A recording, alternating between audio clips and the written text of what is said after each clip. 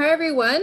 We're going to be getting started soon. We're just waiting for a few more folks to join. So just give us a couple more minutes.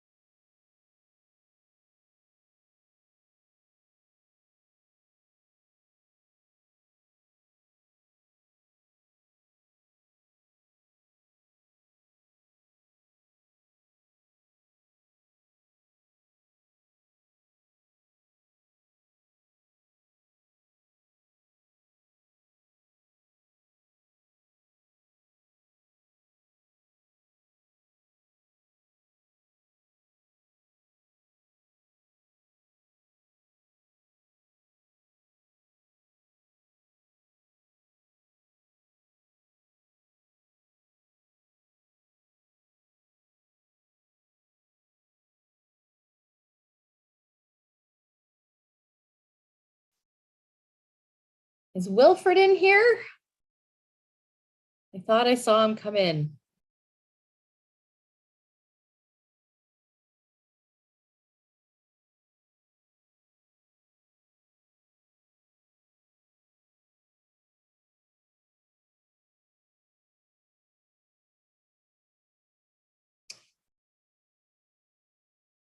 I see. I think Kathy, you are here, and Doug, I see you just have joined.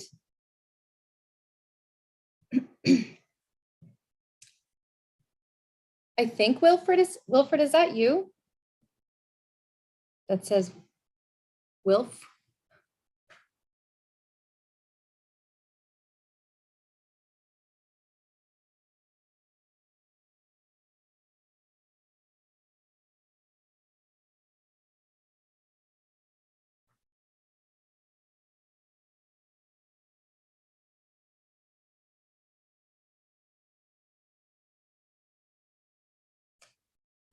Just waiting to see about Wilfred there.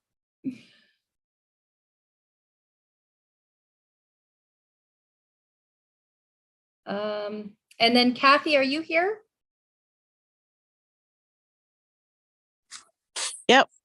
Okay, great. And I saw Doug. Did he disappear?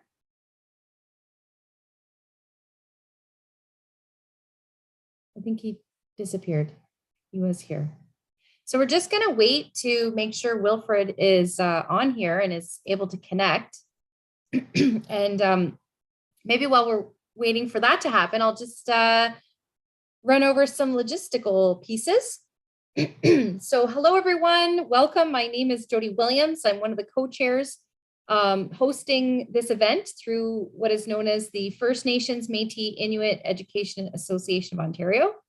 And we are really excited to put this event on. It's our second, we started last year, so this is our second year putting on this event. And I know that technology is a challenge still, even though we've been wrestling through this virtual realm for the last couple of years. And I know that there are some people that are streaming our streams. So we have a stream pushing out to our YouTube channel.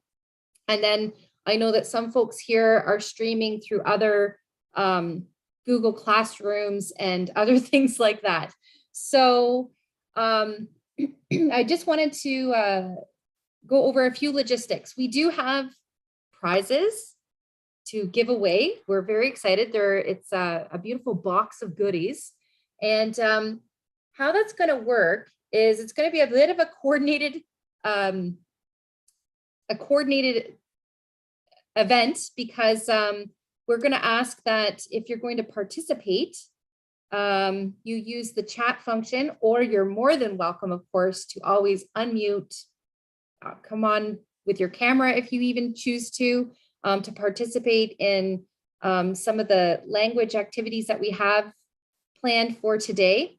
And anyone who participates, whether it's live or in the chat box, or for those who are streaming out to other classrooms, we'll just need to record your names, and Sherry Ann here is going to put your names into the wheel of names, and we will spin that wheel 6 times at the end of the session. And those of you who are selected, we will mail out a prize package that has a variety of goodies inside of it. And so let me just share for you to take down for those who are streaming to other places. I'm just going to share with you right now. This is for those who can't participate directly into the Zoom chat box. You can email your name first and last, and we will need to collect at the end whoever wins the name wheel on the name wheel. But for now, if you can email your name to sherryann.byrne@dpcdsb.org. So that's really for teachers. I think mainly if you have students that are participating in the answers, if you can email their names to sherryann.byrne@dpcdsb.org. And that way we can make sure we get those names in the name wheel that we will spin at the end. So throughout the session, we'll be asking for you to participate, and whoever does gets entered onto that name wheel. Okay, so Sherry Ann, maybe as people join that may have missed this instruction, you can add it to the chat box as we go through. And for now, I'm going to be turning it over to, I see Doug is still trying to join. So maybe what I'll do is Wilfred is here and he's going to be hosting our event, and we have an amazing lineup. So Wilfred, maybe what I'll do is I'll turn it over to you to introduce yourself, and then you can call on Doug and Kathie to formally open this event for us today. And they'll also be providing some closing words as well. So I'm going to turn it over to you, Wilfred. All right. Good morning. Wilfred Buck needs to see us and watch happening with you. Greetings, my relatives. I want to say I'm honored to be allowed to share space with everybody here today, and looking forward to the event. I'd like to welcome everybody who is participating today. And, hopefully we can go through this without too much of technical issues. And I know that people are coming from all over the place, so it's good we're able to get together. And looking forward to the speakers, and for all the students, hopefully that you can find something of interest and enlightenment with some of the knowledge that's going to be presented today. I see Doug is up and ready to go. So we could maybe turn it over to Doug and Catherine at this time to formally open the proceedings.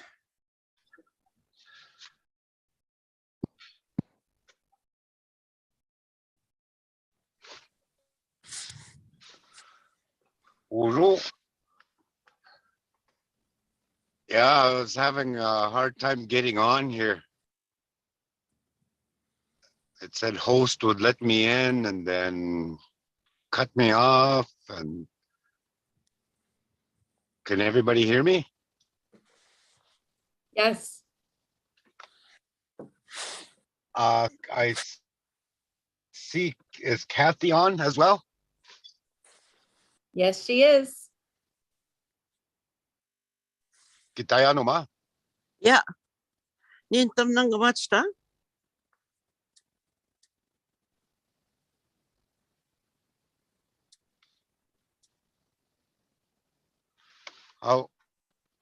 Bonjour. Omas kozons desnekas mesko ini unini gendigo makon dotem. 오니가 맹 비비온 돈지바 왜 농고 마이시 치깅 하나이시 쿠타띵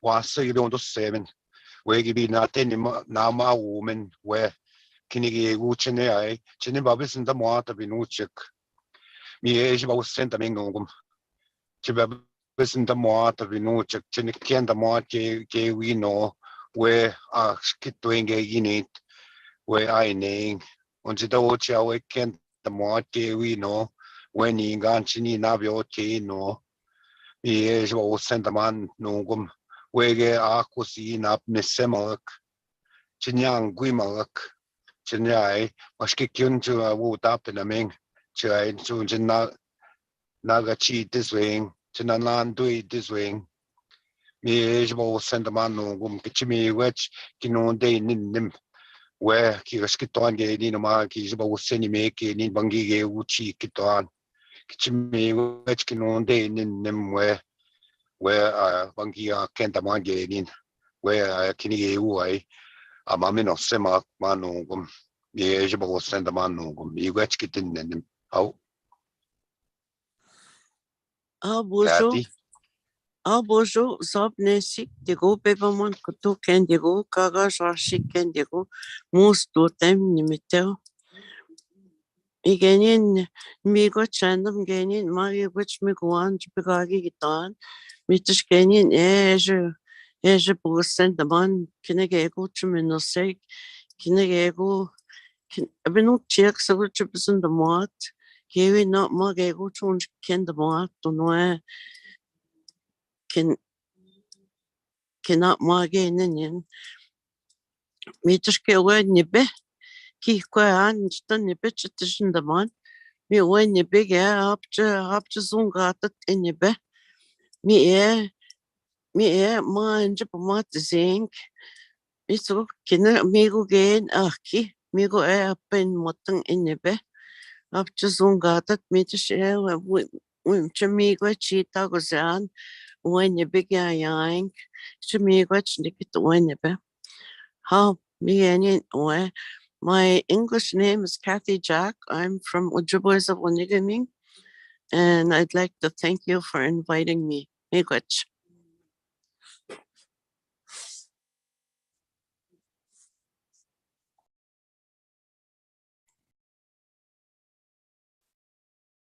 All right, thank you very much for those beautiful words. So with that, with those proceedings and protocols in order, we'd like to continue on with this day. I guess I'll just formally introduce myself before we begin, just to follow the proper protocols. I know I just call myself Wilfred Buck. So tanse dute mak pomi negati dichiga na chnigasan paskak ni no che etamagi dutem masko mayagan bigasho egapinesho wakin dute mak etamagi dutem. Greetings, my relatives. My name is the Dreamkeeper, and I'm originally from the Paskak Cree Nation in north central Manitoba. I am an educator by profession. I'm an astronomer, an author, and today I'm a host, apparently, of this exciting venture. And we'd like to acknowledge Jody Williams and all the work, and her team and all the work that she's put into things like this. She does all kinds of amazing things all throughout the year. She keeps everybody very busy. And so I want to acknowledge everybody for taking time out of your day to come and listen to some of these teachings that are going to be presented. And with that, I'll turn it back over to Jody.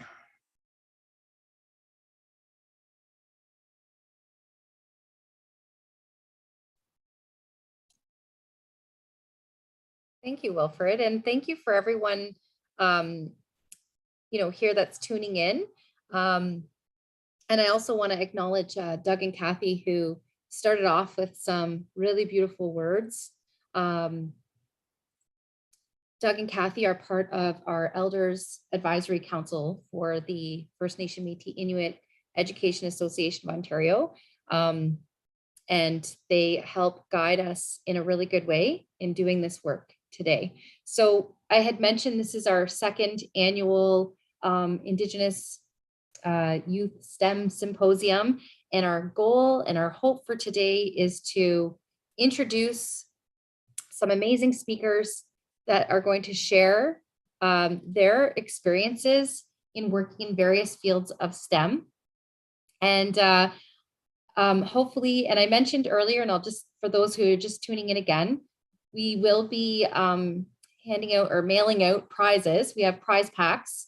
And so when we get to the language activity, we really hope that you'll participate in either the chat box or ideally, if you can come on live, that would be awesome to participate. And again, for those teachers who are streaming to other formats, just remember to email Sherry Ann.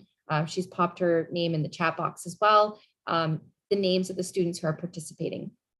So I'm just, our first person who's going to be coming up is in not for another 15 minutes. So I'm just wondering, maybe Wilfred, if you want to share a little bit about your own journey and your own experience into the realm of STEM or STEAM, sometimes we refer to it as, and really what's important that we hope that the students here are going to be listening to is that, you know, we can still be who we are culturally and live in those, you know, both worlds or multiple realms. And we don't have to give up anything in terms of who we are to exist in those different realms into the, you know, the Western education system or places of Western science. And a lot of the work that we're doing here is to try and demystify this idea that Western science is somehow the great knowledge system, when in fact, Indigenous knowledge systems have been around for a long time. And so Wilfred is just an incredible person who's done a lot of work in this area. So I just thought maybe to turn it back over to you, Wilfred, to share some of your experience. All right, thank you, Judy. Yeah, so I've been the educator for a good 40 years. Well, more than that, probably more like 50 years, I guess. And during that time, I'd found that the Indigenous perspective is fairly underrepresented in regard to an educational system in Canada. And whenever I'd go teach as an educator,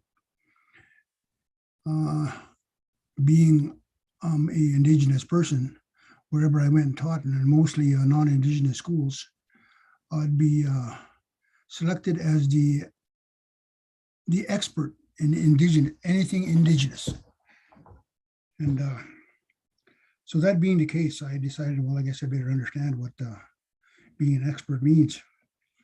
And through that process, I come to learn that every culture in the face of the earth has a capacity for intellectual thought, intellectual reason, capacity for depth of knowledge, depth of understanding. And every culture in the world observed and made predictions and formed hypotheses. So all cultures did this. So what all cultures operated on a scientific process, though they never called it a scientific process. Specifically, this is the concepts that were put forward and the concepts that were utilized. So when I was going to school and I was going to university in 600 years back, I was taught everything about the Western educational system. And it wasn't until I was reintroduced into the culture that I started making connections from our culture and the knowledge that our people had, our elders have, and how they applied in today's world, and how they applied in some of the concepts and some of the theories and hypotheses put forward by Western educational systems and the scientific process.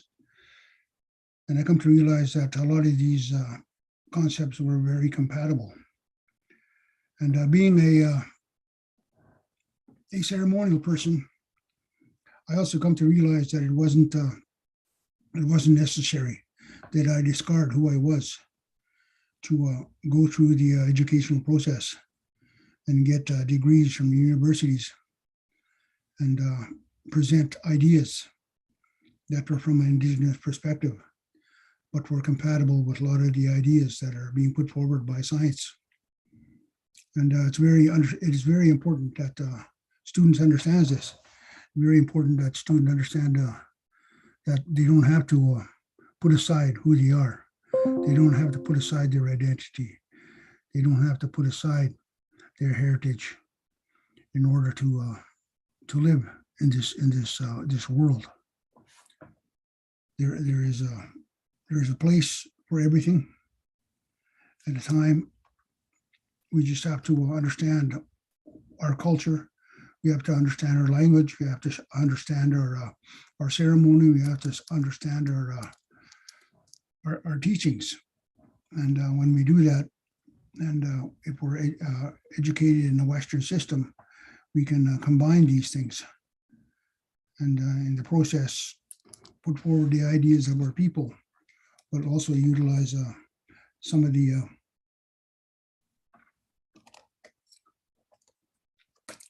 opportunities that are put forward in the Western education system.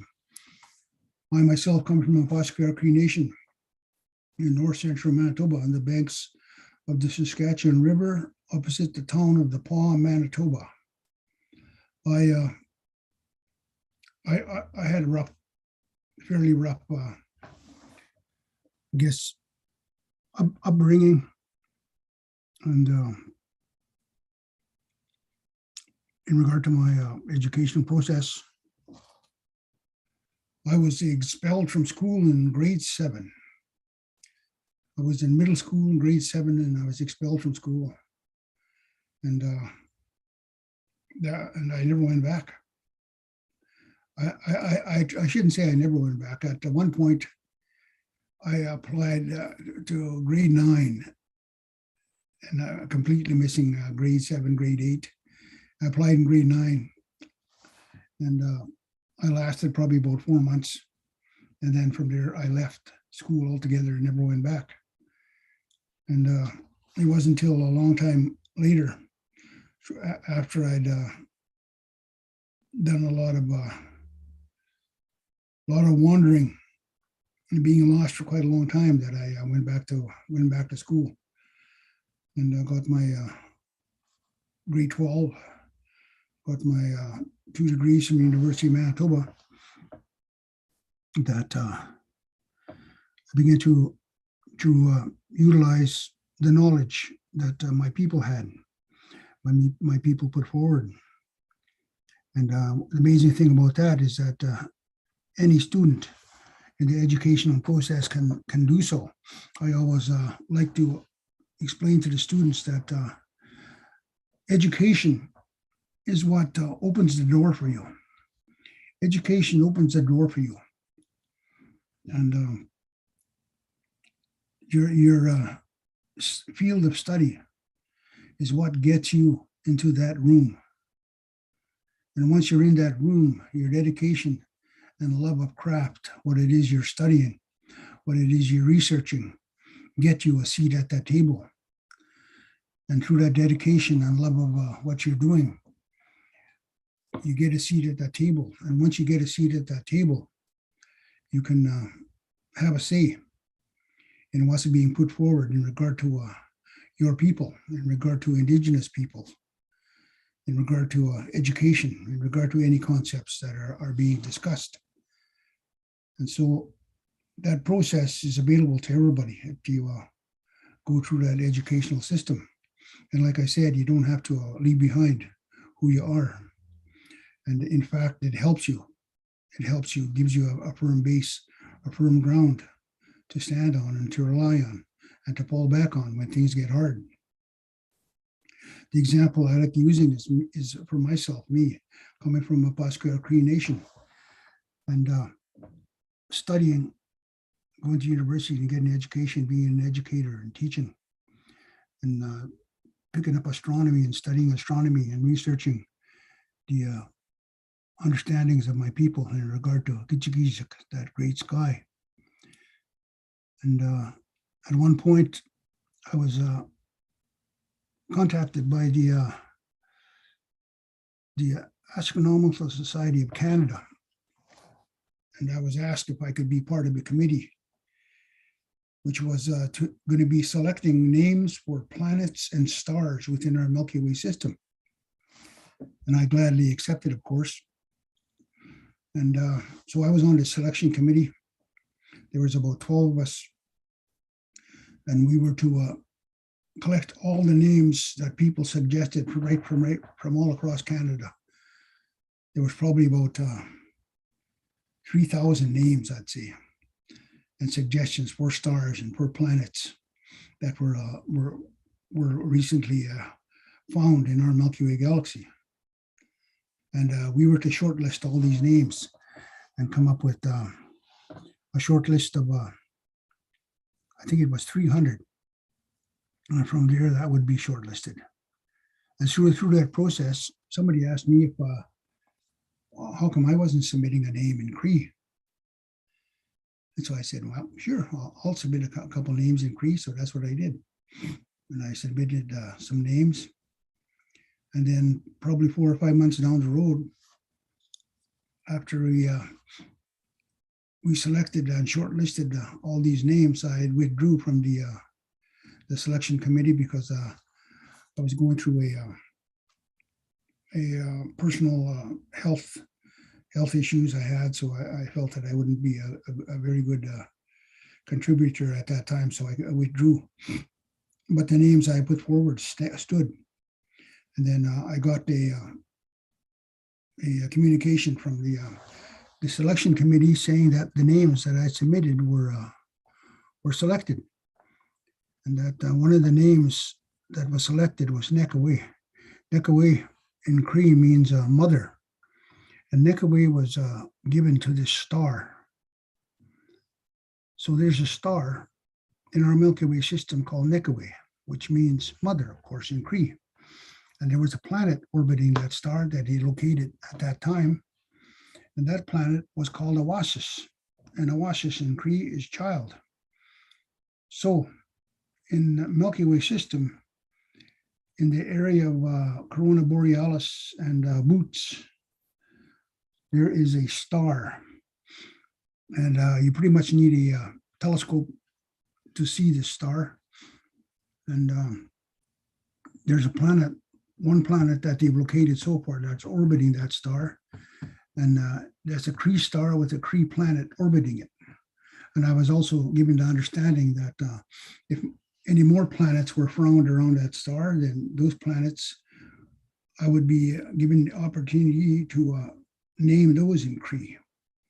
So I tell students there's going to be a Cree solar system up there in the sky, named by yours truly, from a Pascua Cree Nation.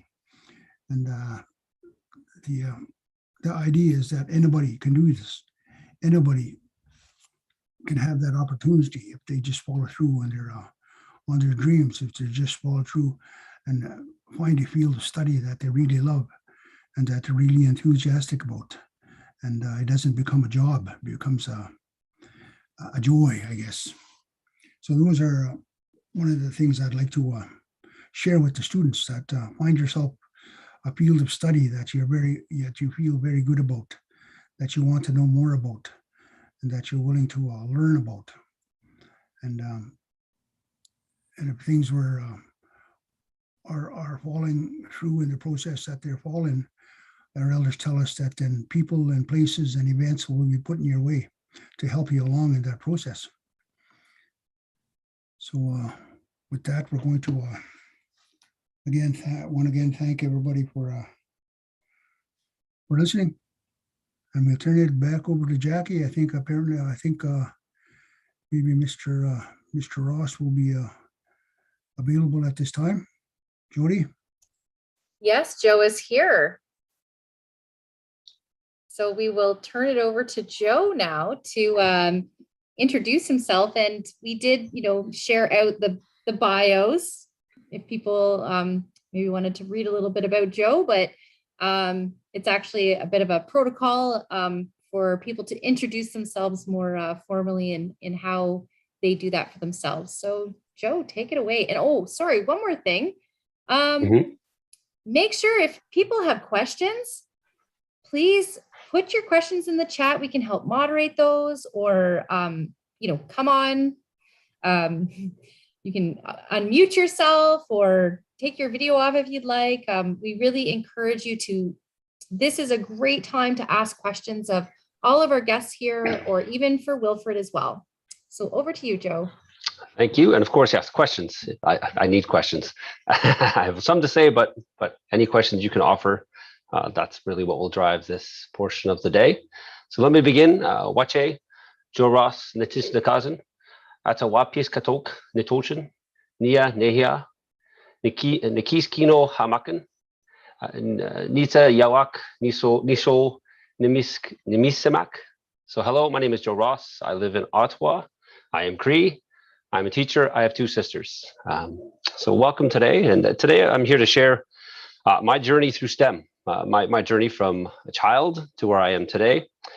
First off, I just wanted to let you know that I'm Cree through my father's side, and from Cross Lake, Manitoba, which is north of Winnipeg. If you know where Winnipeg is, fly north several hundred kilometers, and that's where you'll find the origin of my father.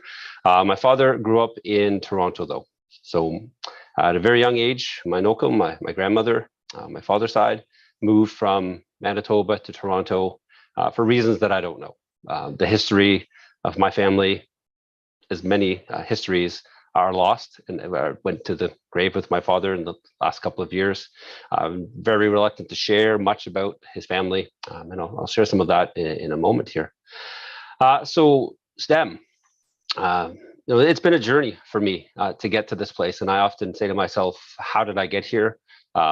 Considering I was the first person in my entire family to graduate high school. I was the first person in my family to graduate university, and talking both sides of my family, my mother or my father's side.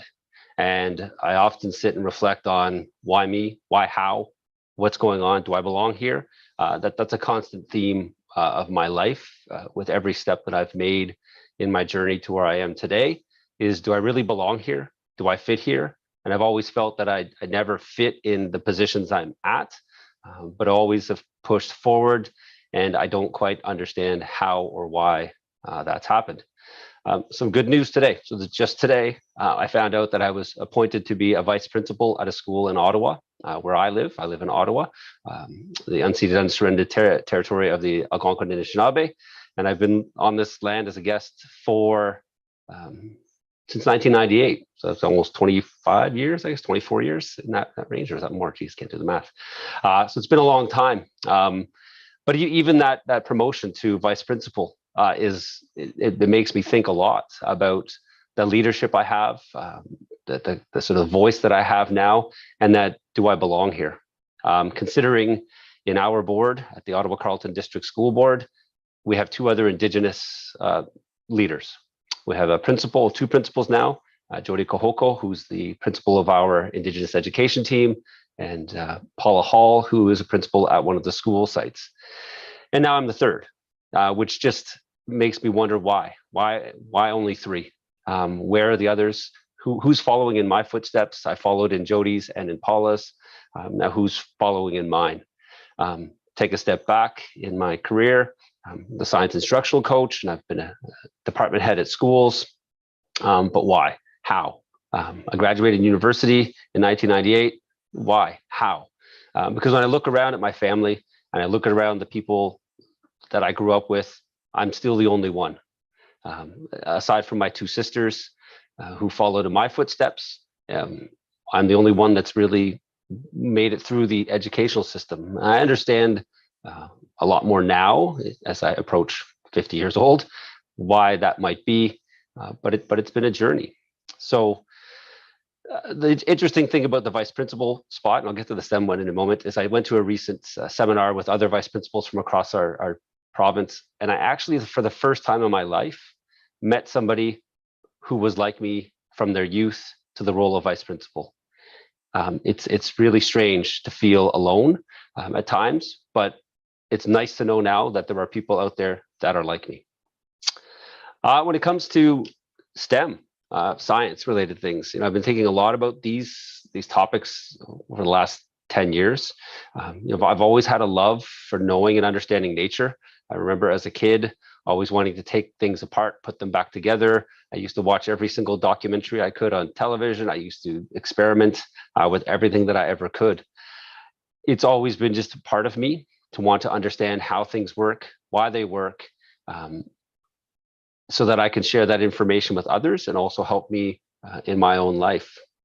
As a youth, this journey was tough because my father and my mother had me when they were 17 and 18 years old.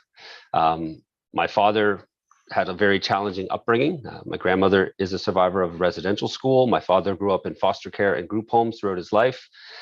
He has a grade 6 education at best. Didn't really understand the school system, but the school system didn't really understand him, more importantly. And so I guess eventually pushed him out of school. So for me, having quote unquote role models to move through school weren't really there. My father and mother encouraged me to stay in school, definitely, and made sure I did my schoolwork and made sure I got to school every day. But there were certainly periods in time when I didn't go to school. I don't recall going to school in grade 2. I'm pretty sure I skipped that full year. I moved schools every single year in my youth. We never had the same house. So we moved from place to place from year to year. So between grades kindergarten all the way to grade 6, I was in a different school every year. And in addition to that, I had learning disability. I'm dyslexic, and certainly through my educational career, I've learned to work with it more than battle it. So it doesn't go away. It's still here today. I still struggle very much with reading, struggle very much with writing. I can do them both, but it's work. It's a lot of work to do either of those two things. And therefore, I don't enjoy reading as much as other people might enjoy reading. I certainly would rather have a conversation or listen to Wilfred speak, which is an idol of mine. By the way, Wilfred, you're here. It's like meeting a celebrity that you've always wanted to meet in this room. So, I really learned through story. And, throughout my schooling years, I get the same comments about Joe is a good thinker, but doesn't translate on tests. So my ability to translate my learning onto paper was always a challenge, which was a real barrier for somebody who might wanted to, pursue a career in science down the road. I didn't really consider university until early grade 11. I didn't think it was a possibility. As I said, most of my family did not finish high school, did not go to post-secondary schools or colleges or universities. Well, none of them did. So I'm the first one, as I said. So it wasn't until grade 11 that it dawned on me that if I wanted to be successful in society, then I would have to work towards that university plan. And it was in grade 11 that I started to focus more on studies, and then ended up going to McMaster University, where my intention was to study one thing, but I ended up studying chemistry, which in the long run became a real passion for me. I still very much have a passion for chemistry. I love how chemicals work. I love how you put things together. And in particular, I ended up becoming what's called a synthetic organic chemist. And what I enjoyed most about that is being able to build molecules specific to your need. It was kind of like Lego without being able to see the Lego pieces, putting them together to make bigger molecules. So I very much enjoyed that. And it wasn't until near the end of my university career that I I started to do some tutoring, some TAing, teacher assistant work in my fourth year, and I went for an extra year, fifth year at McMaster, that I really started to get sort of the bug for teaching science. And then I decided to go to teachers college and then became a teacher. And then in my career as a teacher, I learned very early on through science education that we weren't really meeting all of the needs, all of the learning perspectives in a class. And at that point, I gave up exams. For those of you that are in high school, I personally have not had an exam in any of my classes since 2002. And I really wanted to honor the way that I felt I should be sharing my learning through voice. So I started to offer students opportunities to share their voice. There's been lots of challenges and roadblocks and feelings of not belonging in certain places, and not being really able to share all of my strengths, which in one case is my ability to speak. So it's been a challenge, and in most recent years, really getting connected to the different ways of knowing and understanding nature. And I really think that's the term that we need to focus on when talking about quote unquote science. Science is one way to know and understand the nature and the beauty and brilliance of the original teachers, but there are many other ways for us to achieve that, and through experience. So I started to support students in understanding nature, using nature, the original teachers, as the method to understand how nature works. And lately I've been working with teachers to bring their students to that place as well. So I don't know if there's any questions. I really was hoping there'd be some questions about anything. So again, feel free to pop them in the chat. If you have questions about a specific pathway or an area of interest, and I will also reiterate what Wilfred was saying is about finding what your passion is. That's essential, in following that passion to take you to places of higher education, to post-secondary education, because it's difficult in this world to have your voice heard, unfortunately, because of the way the world is structured. And having that piece of paper with you at the end of your career gives you, a key to other areas. So for me, chemistry, it was a 4-year degree. And so I did 4 years at McMaster to become a chemist. I loved every moment of it. I still today love the idea of chemistry. I still think of chemistry all of the time. So to become a chemist, 4 years, how do you figure what you're passionate about? That's an awesome question. What do you love to do? Like what makes you happy? If you had free time, what do you love to do is really what it is. And for me, when I was growing up, free time meant sitting down watching documentaries. Like I said, I would watch a million documentaries, or going in and taking apart the car or the radio or the television or devices and putting them back together. I just knew that I had that passion about understanding. Like I could never really be happy with looking at something on the outside and not knowing what was happening on the inside.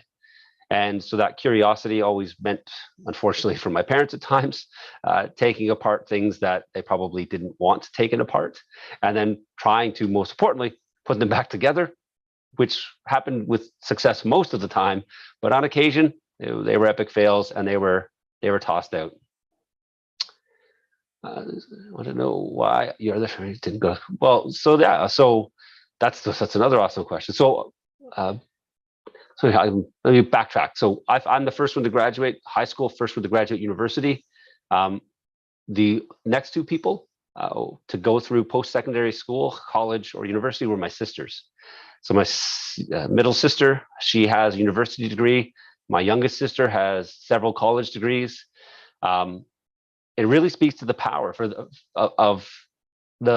if you're the eldest sibling in your family or an elder sibling, sort of the power and the role model that you can be to your other siblings to move forward in these types of environments. It was a risky venture. And kids like me don't get to go to university very often. We grew up very financially challenged. As I said, we moved around a lot. In grade 3, didn't have a home. In grade 8, we didn't have a home. We were staying with family members in their basements in various rooms. And one of the barriers for me about university was money, was who was going to pay for it. Like in my mind, it still is. It seems like an insurmountable amount of money to go to university. And I think without the support from Cross Lake Education Authority, I would have never gone. I had all the academic skills. I had the ability to think. I was well suited for it, but finances, money makes a huge difference. So that was one barrier potentially for me that was overcome by my band's support. They really helped me. So without them, I wouldn't be here today. They flat out. Agnes was my contact, and Agnes helped me through this whole process. When you look at other family members who didn't go to school, well, I'm white passing. Some of my family members are not. And when you look at large part of the difference between myself and my cousins, the outcomes for my cousins are very different from the outcomes for me. We generally have a system that is racist, that does not treat everybody equitably, and it makes a difference on the outcomes of where students are, where kids get to be. So family members didn't go because, one, it's very expensive, and that can be scary to think that you're going to spend that much money, especially when your family, like my family, my father was a truck driver, my mother didn't work. And so my father had enough money to sort of keep us afloat most of the time, put some food on the table, give us shelter, but additional money for somebody to go to school when I could just go get a job and start making money without any school is very challenging, right? So financial support is huge, but also a system that is full of harm for Indigenous students that needs to be corrected, that keeps suppressing and pushing and forcing kids in paths they shouldn't be. I don't know, some of you are in high school and know about de-streaming, grade 9.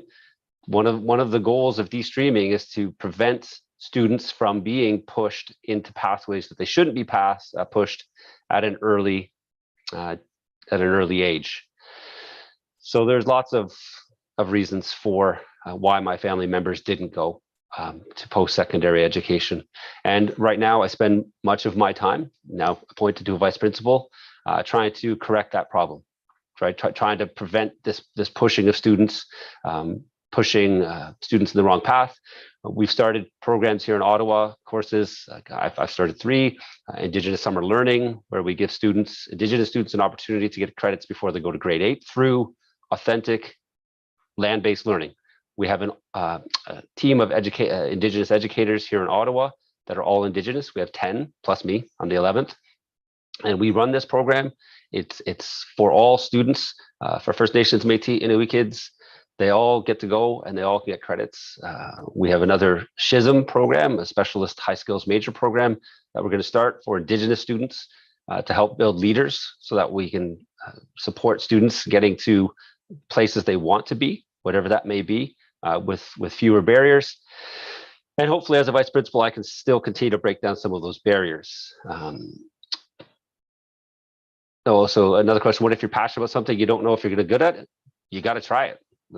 I'm very much that way. It kind of drives some of my family members, direction. But if you're not willing to try it, then you don't know if you're going to be good at it, and you have to accept failure. I can assure you, throughout my school career, I have failed a lot of tests, a lot of exams, even in university. But without failure, there's not real learning, and failure doesn't mean you're done. It just means you need to redo it, and you need to give it a second shot, try it again. And that's certainly been my philosophy. And this is partly why I think I'm here today, is that I accept that I will fail at things, and failure is just part of life. And it's not really a reflection of me. It's a reflection of the time that I'm in. And I just need to take that quote unquote failure and use it as a learning opportunity and move forward with it. Because I know there's going to be barriers, and barriers just need to be broken down. And if I'm not disrupting those barriers, then I'm not doing the right thing. Where have I taught science? In Ottawa. I've taught at Glebe Collegiate and also Gloucester High School, if you know those two schools. And if it's more difficult to go to school if you're Indigenous, it certainly is. In every school, there's a thing called a hidden curriculum.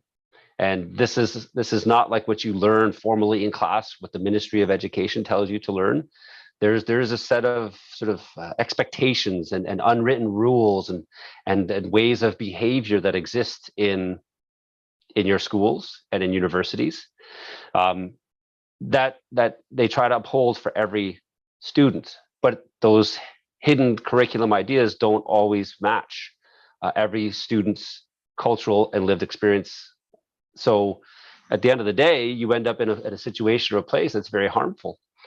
So in many days, on every day in our school board, Indigenous students are harmed by actions of teachers and other students, much of the time maybe not intentional, but still present, that makes school an unsafe space. So I think it is more difficult for Indigenous students to get through school because if you don't see yourself in the building, if you don't see yourself represented, heard, felt, if your spirit's not there, then it's not a place that is really comfortable to be. Therefore, school gets to be very difficult. And certainly for me, my father was not well connected to community.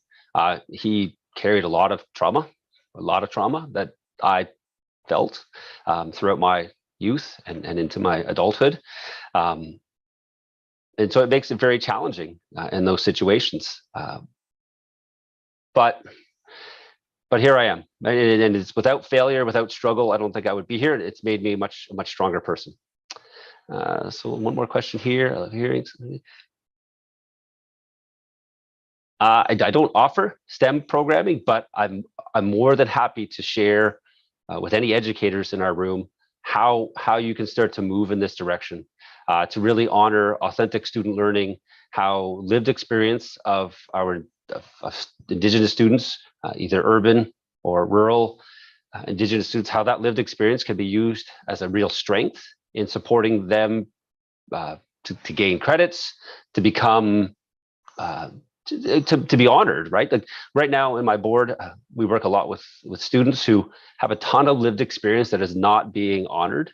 For example, when kids go on hunt in fall, like a goose hunt or something, they get penalized at school for leaving. And that's not right. Like you can learn so much on a hunt, and those kids do learn so much during hunt that should be honored and should be part of the science curriculum. Should be added to that science credit. So when kids leave like that, they need to be honored and spoken to and allow them to share their story so that they can work towards that science credit, instead of what's happening now often is punishing them for leaving for 2 weeks and then not recognizing the learning that they do in that space. So that's, I don't offer outside of our board, but I'm more than happy to talk to any educator or board to share this vision. In Ottawa, we've got some awesome things happening. Like I said, we have a team of 10 Indigenous educators plus me. I'm sort of outside of the Indigenous education team, but still do a lot of work with them. We're doing some wicked stuff, some deadly stuff here that I think everybody should know about and that we should be supporting other boards to implement.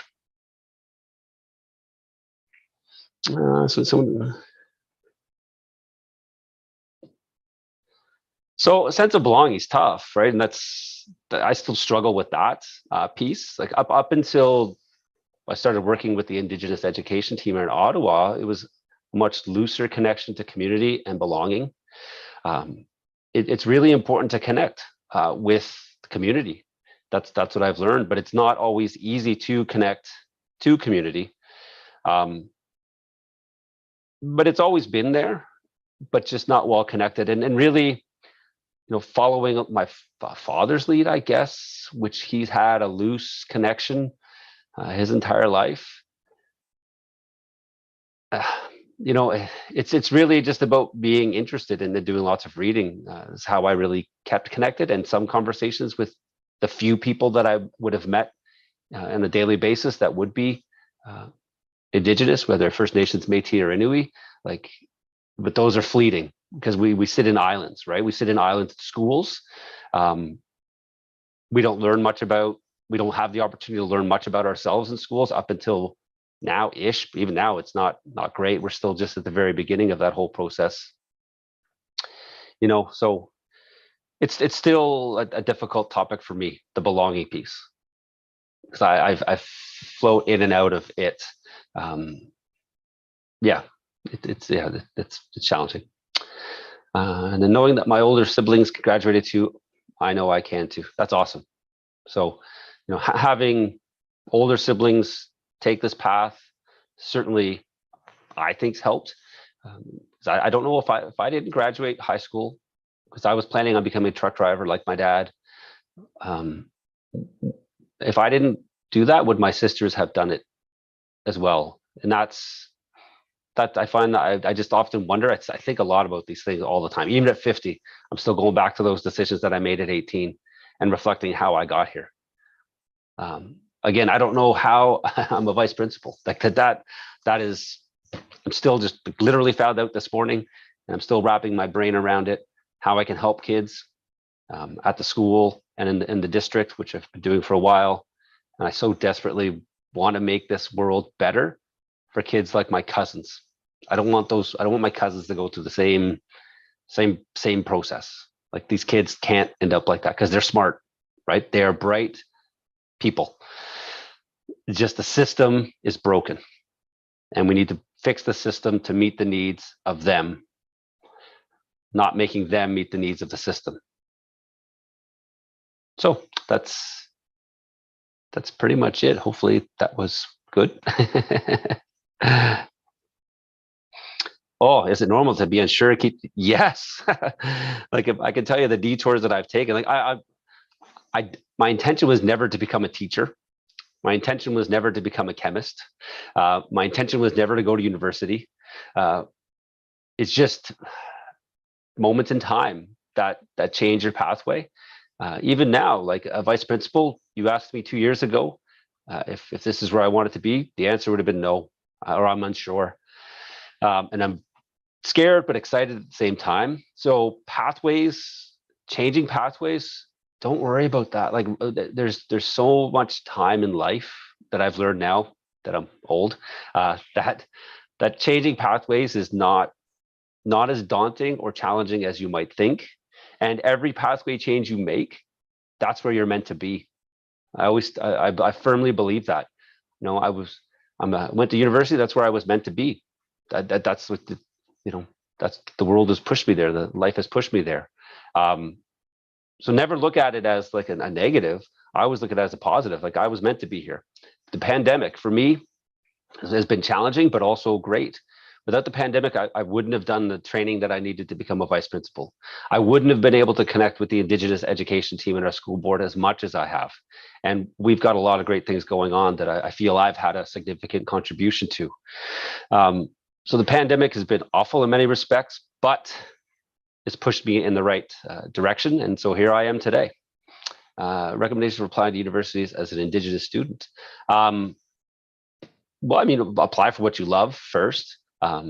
You can, if you choose, identify on the application.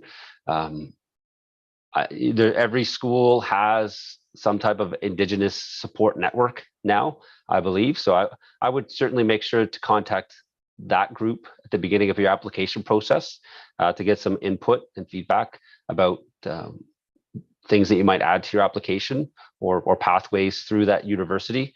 Also, how safe is that university for Indigenous students? What are they doing to support Indigenous students and make sure identity is respected and culture is integrated in the school itself? So yeah, so that's what I might do. Well, so I mean, the last two questions about identity. Yeah, I don't. That's a difficult question for me to answer for you from a distance, not having met you.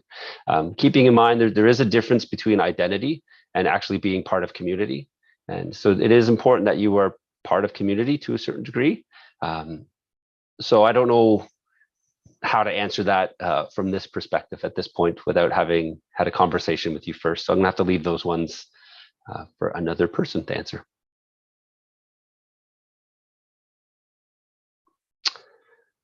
Are there any other questions?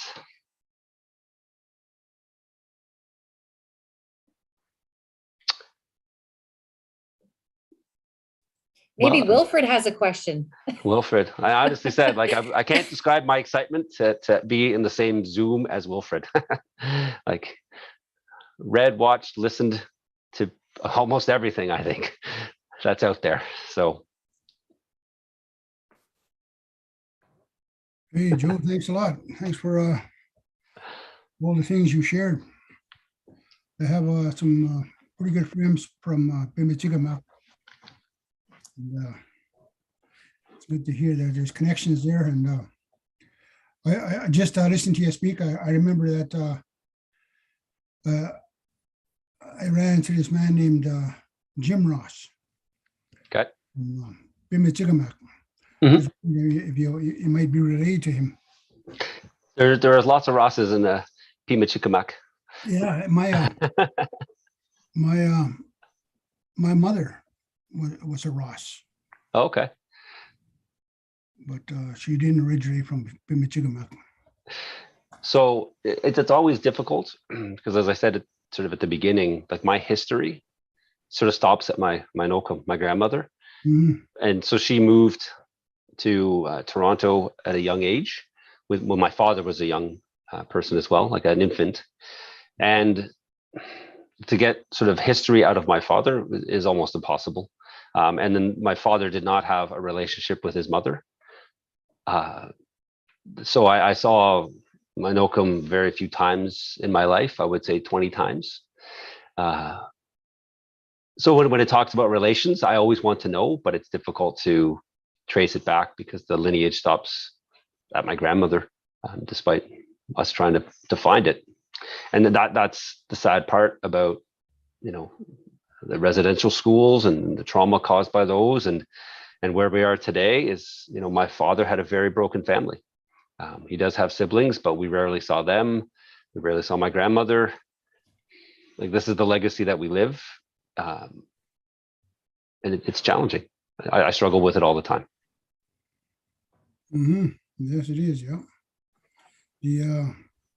Just listen to you speak in regard to some of the messages, like I mentioned, that to the students about passion, finding your passion, and listening to what you had to say about that.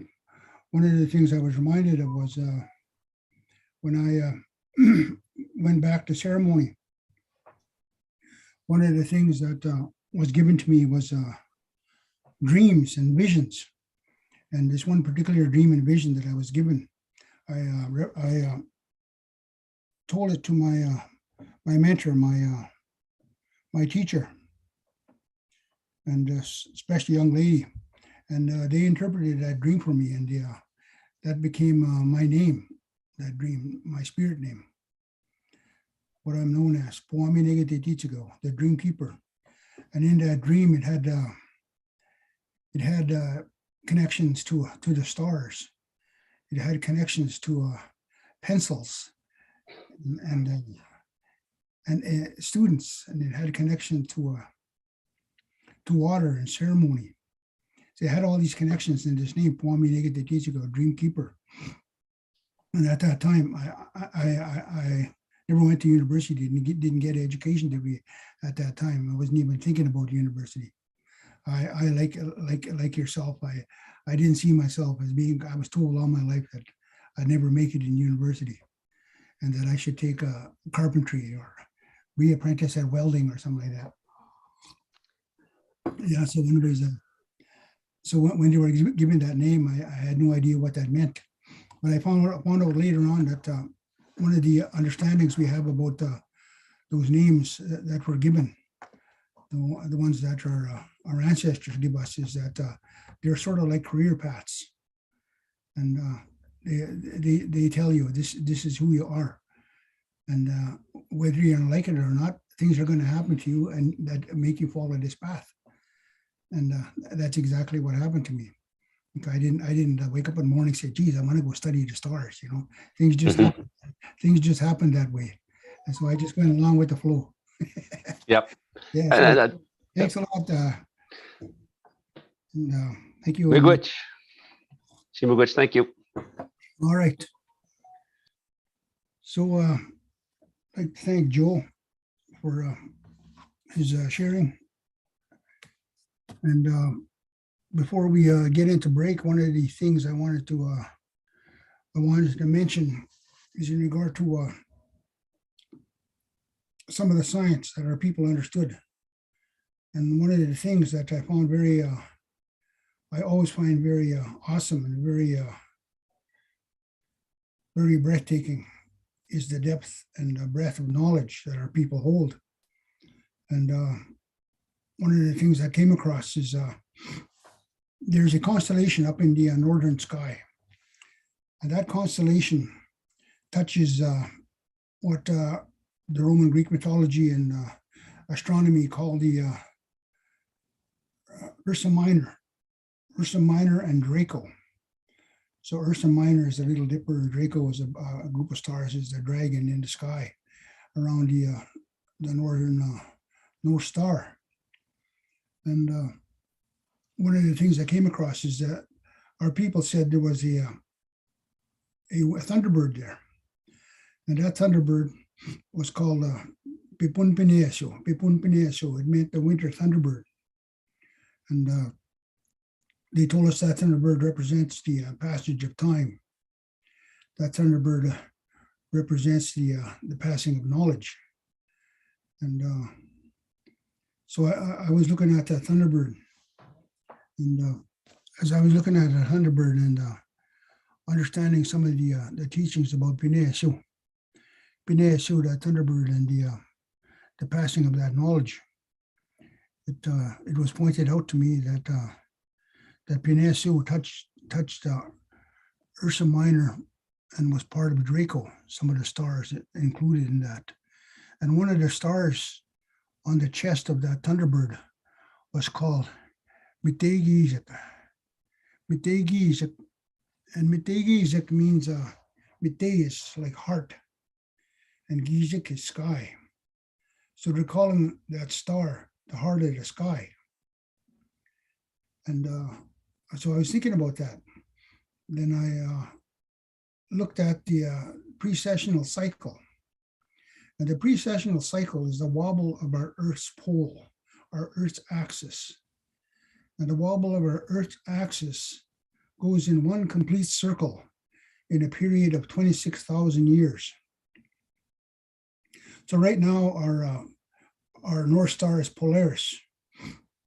And, so in 1,000 years' time, Polaris won't be our North Star anymore because our Earth will have wobbled. They say our Earth moves at I think it's 1 degree every 72 years.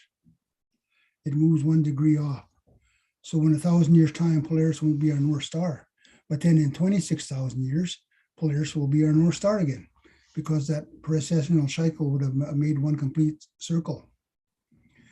And in regard to that Pipun Pineasyo, that winter thunderbird, that star we call the heart of the sky, it sits pretty much in the center of that precessional cycle. And that precessional cycle, that heart of the sky, is right in the center of that. And so that means that our people have been studying the sky for over 26,000 years, more like two precessional cycles or 3 precessional cycles. So they've been watching that sky for a long time, and all this knowledge have been passed down from generation to generation. And it was very incumbent that when this knowledge was passed, that nothing was changed, that we understood that it was very important that that knowledge was passed on and nothing was added and nothing was changed and everything was processed verbatim. So these are one of the understandings that we have, is that we've been around for quite a long time, and we've observed that sky for quite a long time. And we come to recognize those patterns.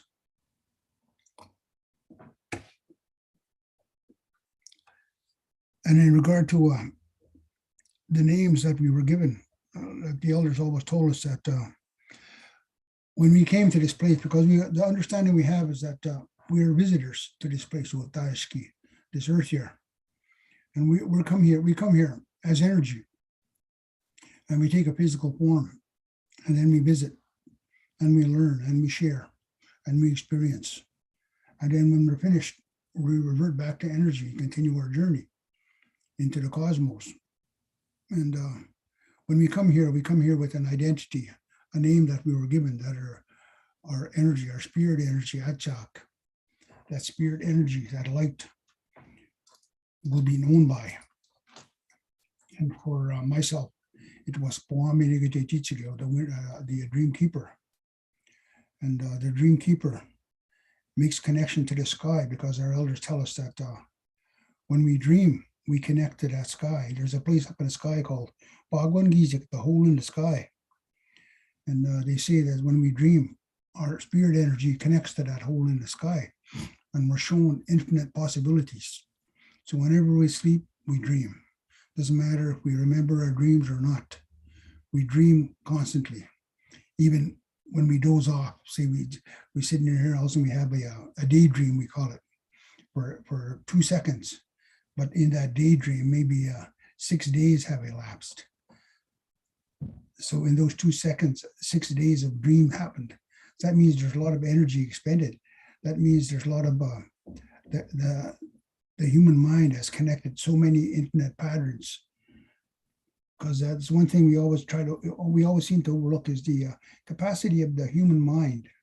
The human mind is a supercomputer, and all the information we've ever received is connected in the human brain, and we absorb everything around us, and we make connections, and we come to different outcomes, different possibilities, with all the possibilities that could happen.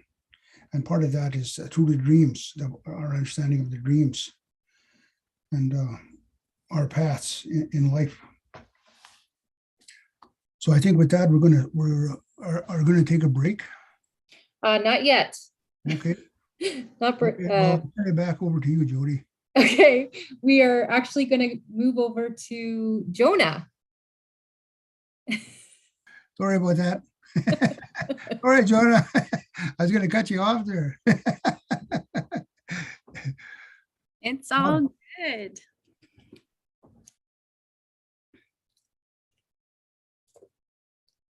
Jody, let me know when you want me to just jump on. Yeah, just get right into it. We mentioned, just as a reminder, your participation in the chat box will be noted on the name or the wheel of names, which we will be spinning at the end to see who will be the lucky winners of the prize packs we have. So over to you, Johna. Awesome. Me Gwetch. Well, pretty much, I'm just gonna jump in. So Bojo, ani nawantanong ko Indigenous, wabshishi and dodam, was soxing in Donjaba, Mill Lake in that wede. Nishnabe kwe minwa jagnashin kwe in Dao, and Noki near North District School Board, Mumpi. So my name is actually Johna Hupfield. That's my English name. Nawantano Kwe means calm waters woman, and that's my Anishinaabe name given to me by my uncle. I had said that my clan is Wabshishi, which means Martin. And I was given that name. So I given that clan through my dad, which I'm going to talk about really briefly. And I also said that I'm originally from Wissahickon First Nation.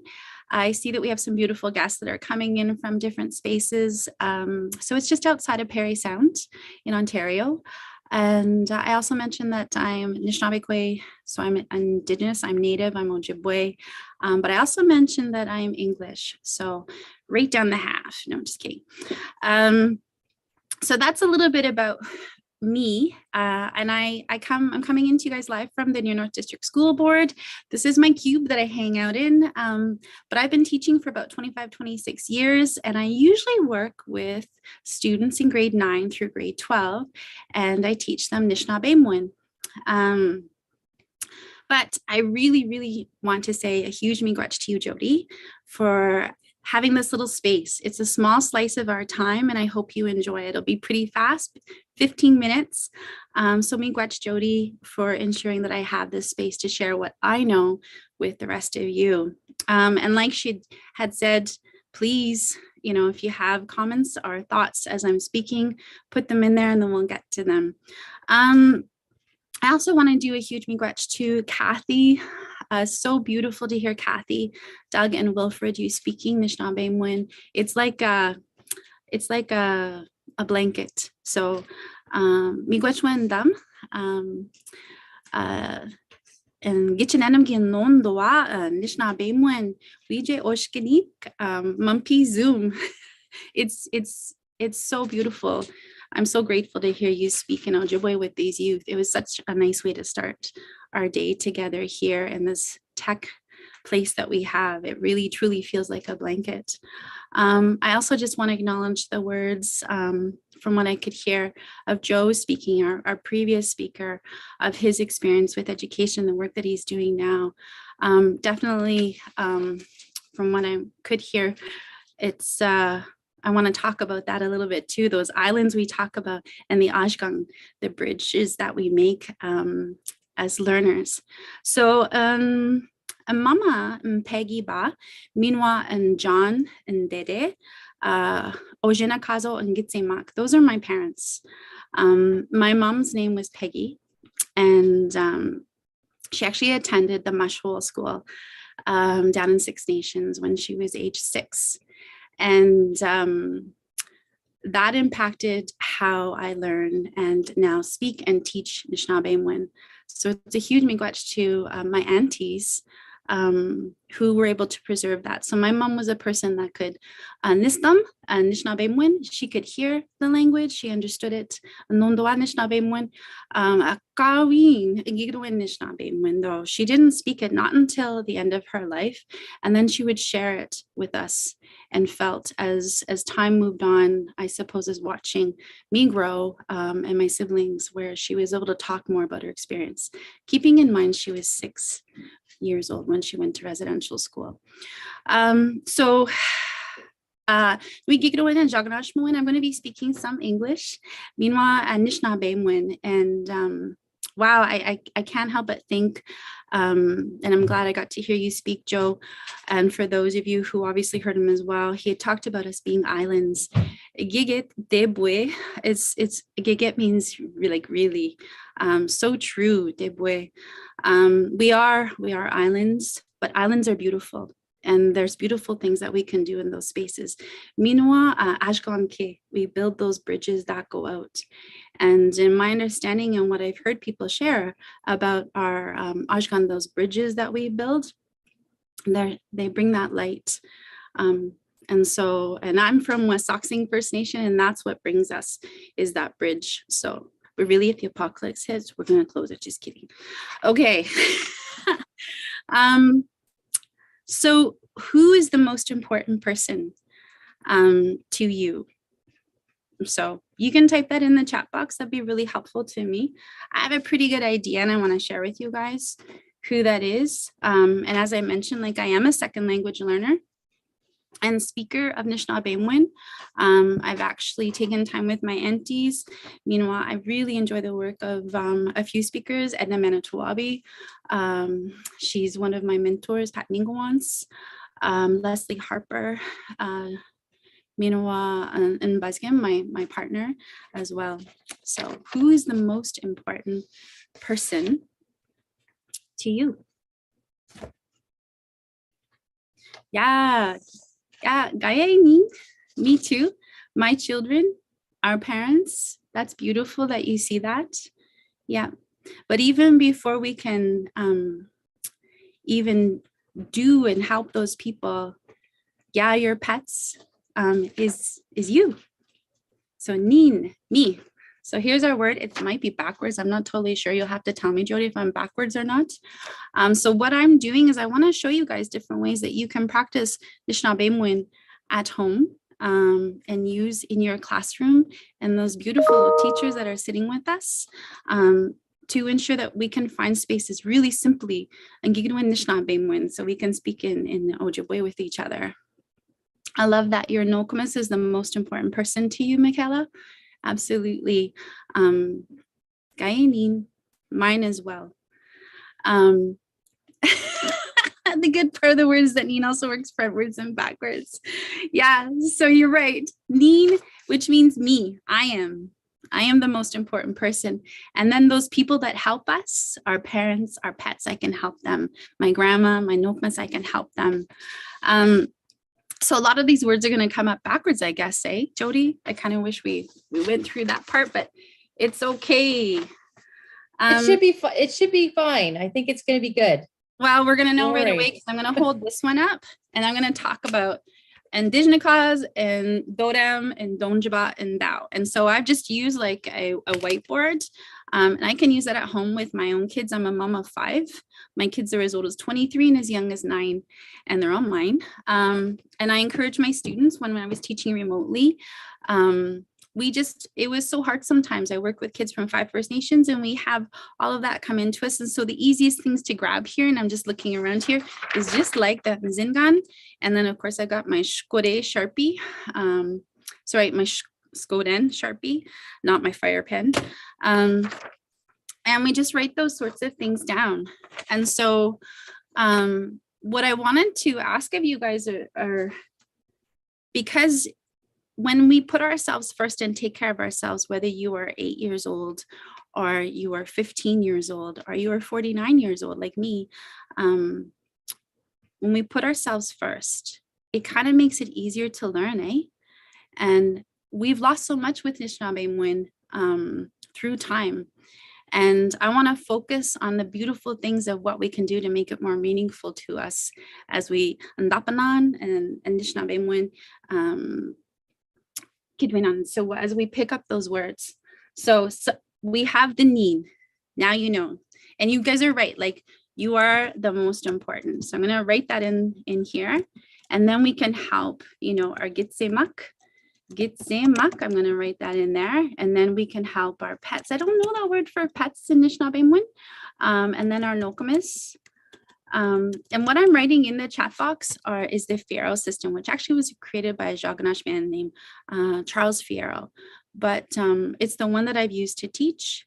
But I always say, and for those of you, if you grab a pen and paper, smelly marker, I like smelly markers, just write it the way you hear it. Write it the way you hear it. You don't have to know and write it the way that I have. Always write it the way you hear it, because then you'll remember to speak it. And that's the goal here for us to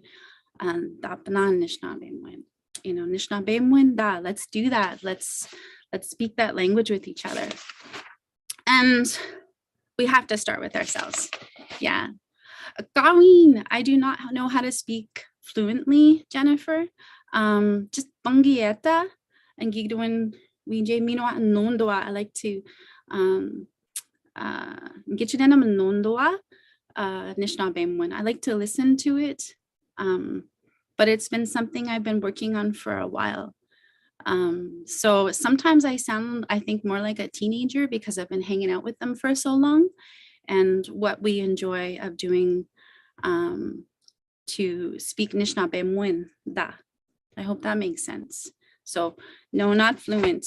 Maybe someday. Okay. So one of the favorite words that has come up in the classes that I work with is bwachwe. Bwachwe, and bwachwe means to visit. Bwachwe means to visit. And so when we think of the things that you like to do, especially with this pandemic, it's been really hard to always have that time to speak. And I would encourage you, whether you have your cell phones, but definitely paper, and this is one of my favorite things to do, is to make these labels on my sticky notes, and I'll put them up all over the place. And then I can kind of play around with them a little bit. But I did it with bigger paper today for you guys. So we have the boachwe, nin boachwe. In this case, we can also use the sticky note in boachwe, which means I'm visiting. And you can do that through your FaceTime. You can do that through Zoom, as we're doing now. Jody and I like to do it sometimes, and Gignoin on the phone, iPhoning, FaceTiming. So boachwe. That's a really, really simple way.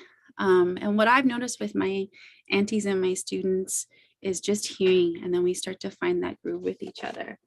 So I have another one, Indijike. Indijike, I'm playing. Indijike, Halo, Wije, Nichkiwenak. I'm playing Halo with my friends. I don't actually, but I know people who do. Wisinin, what do you do every day? Wisinin, and wisinin, I eat. I do this a lot. And jibige, and jibige. Try saying that. Jibige. Jibige actually means to write. Jibige. I would even challenge and say, and I would love to hear from if we have even Wilfred. I've heard of different words for texting. There's a funny one in Kinasan, I think, and I might be mispronouncing it, but it's like the sounds of little bones, like when people are tapping. And I'd heard that from one elder when she was saying it's like she could hear her granddaughter playing with these little bones, and she thought it was so funny. Maybe if Doug or Kathie's still on the line here. Yeah, I wasn't sure. I couldn't see. I don't know if they are. Yeah. Yeah. But that's an interesting one. So sometimes we'll just say jibige. Jibige. But what I would like to hear from our youth who are out there, our teachers, what are some ones that you often hear? And you can write it in English. Write it in English, because the more that we use words of how we actually work in our day, it's the more likely we're going to remember it, because there's this physical memory, and you can see me moving as I'm grabbing things to share and show you guys. And then it becomes an emotional memory too. And even if the only word you remember from sitting with me is nin, then you know you're the most important person. And you know that when you have nin and something that you're doing, it's just like when we're babies, right? When we were babies, we're saying, I'm hungry, or pick me up. I want to be up. So we have listening, dijike. I'm checking the chat box if anybody writes anything in there. And nondowa, and nondowa. Yeah, that's my favorite one, Amy. One of my favorite ones. I probably do a lot of it. Agindaso, to read. And that's a really beautiful one if you can remember even that today. Ingindaso, to read, which I'm reading. I'm reading Ingindaso Instagram, Ingindaso Snapchat, and the Zinagon. So like the photos, pictures, right? Okay. And so the next one I'm doing, Gindaso. This is my favorite. Nichkiwen. Nichkiwen. Try saying that. Nichkiwen. Nichkiwen. So if you're saying that and you're looking at maybe one of your favorite people there who makes you smile, and Nichkiwen. So Jody and Nichkiwen. Jody's my friend. Nichkiwen means friend. Nichkiwen. I've heard it. I've heard people shorten it to Nietzsche. Nietzsche. Jody's my Nietzsche. Nietzsche. My auntie doesn't like it when we shorten, and I love my auntie, and she speaks fluent Anishinaabe. So I always encourage people, say the whole word, and Nietzsche. And you'll know when is the right place in Nietzsche. And students will do like the Ani Bojo Nietzsche. And those are nice because it's a warm space. It's like a little part of that beautiful quilt that Kathie and Doug laid out for us this morning to hear those words. I see your question. Is it normally the double vowels that confuse people when trying to sound out words? Yeah, I think so, especially when you have a word. I'm going to write it in the chat box for you. Goon. Goon. But when you look at it, you might be thinking goon, right? But it's goon. Goon means snow, just the snow that's there. Yeah. And so it's kind of funny when we go through a whole day of in Gindasan and Mazinagan and Jaganashmo and Eta, if we're only reading in English, our eyes and our physical memory, our brains, and meanwhile on Ode, I heard Wilfred talking about Ode, our hearts only hear and speak Jaganashmo and Eta. We're only used to that English. So we start to confuse the double vowels. So it's a really good question, Ashley. Yeah, totally. And so I continue to write with it for the youth I work with and for my own kids at home, because we'll put up labels around the house. And that's why I really wanted to show you guys, like writing things down. I wrote it bigger for you to see, even Nietzsche. And because we are talking about the land and this beautiful sky world that Wilfred was talking with us, Akikwe, or Aki, the land, really beautiful spaces for us to be in. One of my other ones that is favorite for that double vowel, Popogame, which is po, and around here, Gizes, Popogame Gizes, Popogame Gizes. And again, if I have a period 4 class at 2 o'clock and they're like poo poo, and we just kind of laugh because I'm like, okay. And then we just need to do, and we'll actually do our introductions to help our tongues find that sound, Anishinaabe, and say those other words that we love to say. Yeah, beautiful, Ashley. Putting up those sticky notes, like I have a really big stack of them here. Definitely, they're so nice to have, and I like to color code them when I teach as well. So let's try that again. So we have, since we talked about the reading, so we have the Ingindaso, and then so what are we reading? What are we reading? Usually we're reading a book, right? So I'm just gonna write that down. Mazin Egan. Mazin Egan. There's a test on this later, guys. That's what the prizes are for. Just so you know.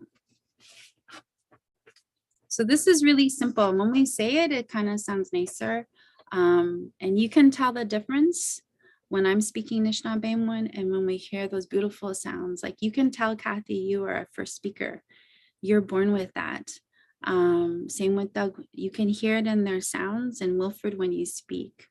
You can hear like that's what they've heard right from here. Oh, I'm feeling a little emotional. It just fills me up to hear people that have had that truth with them their whole lives. Yeah. I'm sure, Kirby, they will find you if you want a prize. Absolutely. So we have Ingindaso Mazinagan. Ingindaso Mazinagan. Ingindaso Mazinagan. So say that to yourselves. Ingindaso Mazinagan. And you just said, I read a book. Ingindaso Mazinagan. You don't want to say Nuisinin Mazinagan. Nuisinin Mazinagan, which means I ate the book. Some beautiful stuff, and maybe Joe, this will happen with you because you have an important story. We have Njipige Mazinagan, Njipige Mazinagan, Njipige Mazinagan, which is Njipige, and you see how I color coded it? Njipige Mazinagan. I wrote a book. There are some little things when we look or at like an Ojibwe dictionary that's online, or sometimes we'll pick up a story that's written in Anishinaabe, and we'll see those little things in between that are conjugated. What I'm introducing to you is just some really basic starters so that you feel like you got this, you can do this on Anishinaabe. But I am writing it so you can kind of see, because it's nice to have those handles, right? In Jike. There's this thing called a dialect difference of where some people, and I often tell students, if you fall in love with somebody from Thunder Bay, their sound in Anishinaabe and some of their words may be different than what you've been taught or use here. And so Damana is another one, Damana. And we want to be open. To me, when I teach Anishinaabe, it's just, let's keep speaking it. Dialect for me is, it's important to hear and understand, but it's even more important to hear and understand and have that conversation. All right. Okay, so the next part that we have here, how are we doing? Is everybody catching on here pretty well? Well, we are approaching for lunchtime. Woohoo! Well, and I can also see that people really want to get their prizes, Jody. And so Yes. So we will. So if you have participated already, we've noted your participation in the chat box. And if you have to go, just email. I put in the chat box your name and email so that if your name comes up when we spin the wheel, we'll be able to let you know that you were winning a prize. So maybe, is this a good time to break? yeah, Johna?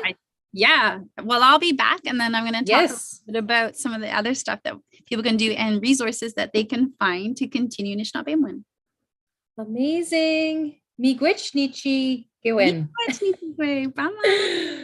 So perhaps I don't know if Doug and Kathie are still here. If they are, would you like to say any words before we go on to our lunch?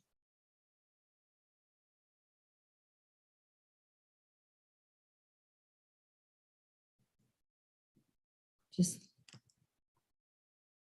I'm not sure. Oh, I think it would be okay. We could say it at the end. okay, no problem. All right then. Okay. So a question for you, Kathie. How would you say pets? What's in the language? I don't really know. Like, we have a cat. We just say Bojans, just Mhm. the name of the animal. I don't know Okay. if there's a specific word for pet. Yeah, I would agree with Kathie. Gajgans we have here on the mush. Some people have a different word. They just call specifically or by its name, eh? Yeah. But I've not heard a word collectively to say I have a bunch of pets.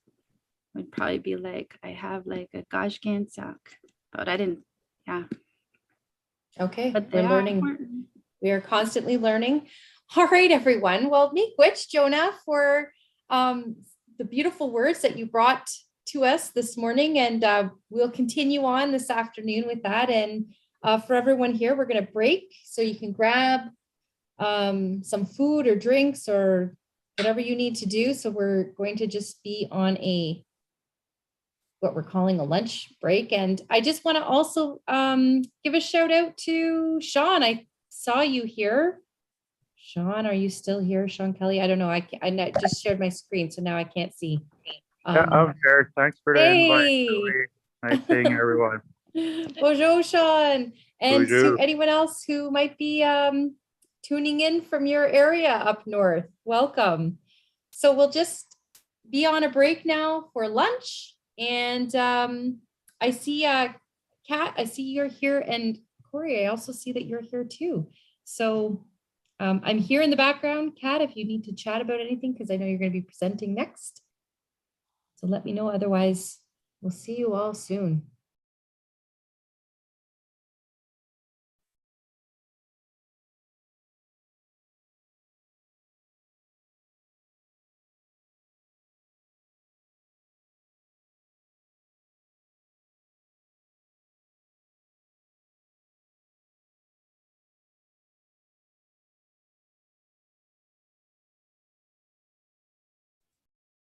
Kat, let me know if you need anything for your presentation coming up. You should be able to share your screen, no problem.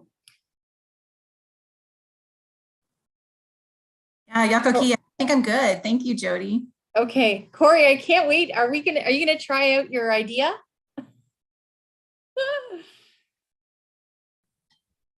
Yeah, I'm gonna try. I'm gonna. I don't know about my the camera on the laptop, so I might just have to use the laptop camera. But we'll see if it works. And it's all a gamble because as you know, if you try to plan something, everything doesn't go to plan. So we'll see if it works. Yeah, let's try. Okay, I'm excited about that. Cool. Okay, I'm gonna grab something to eat real quick too.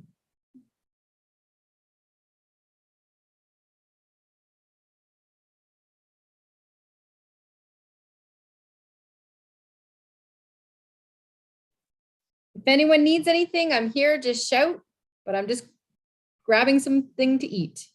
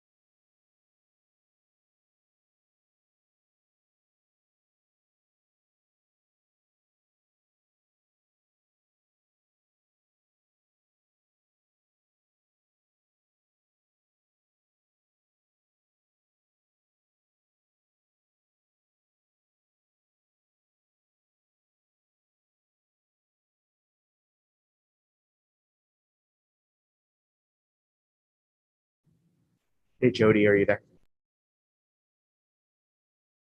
I sure am. So I'm in the lab and I just don't know, is it really loud? Is this too loud to even try? There's clean rooms and stuff. I can't hear anything. Oh, you can hear my voice? Yeah, Okay. but I can't hear any background noise. Oh, okay. Okay, so maybe that will work. Then I'll just hold the camera like this. Hang on, let me, so I can see you. I don't know if you could see that. Yes, that's amazing.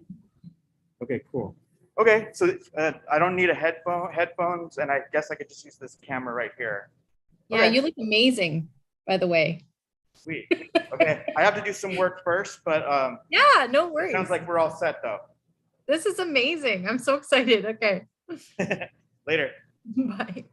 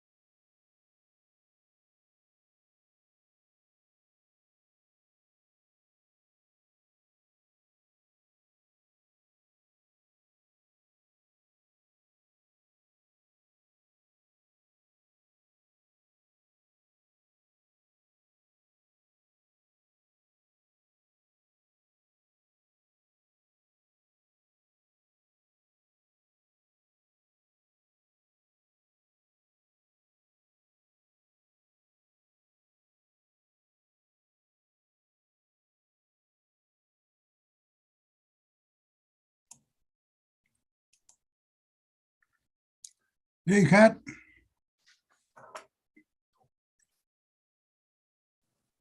Halito, Wilfred, how are you? I'm okay.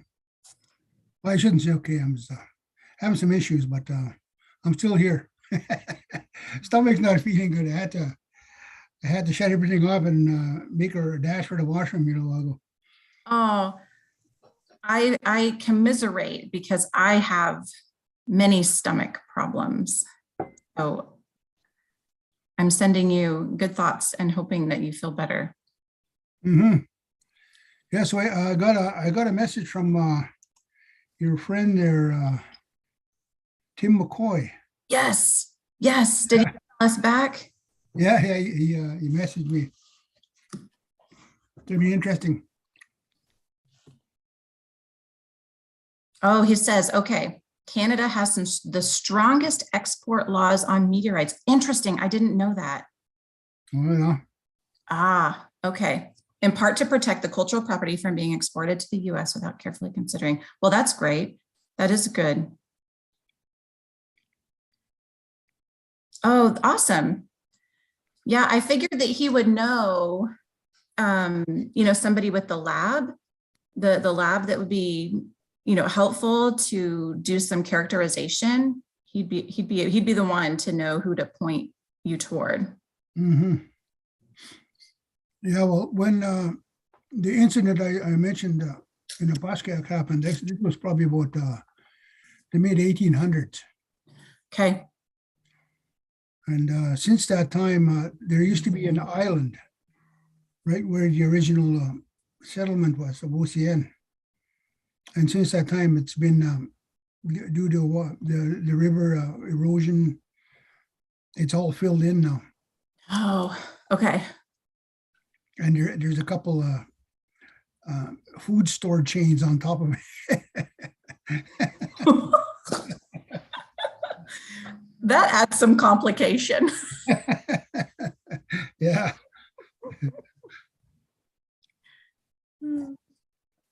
Well, I think we're ready to go.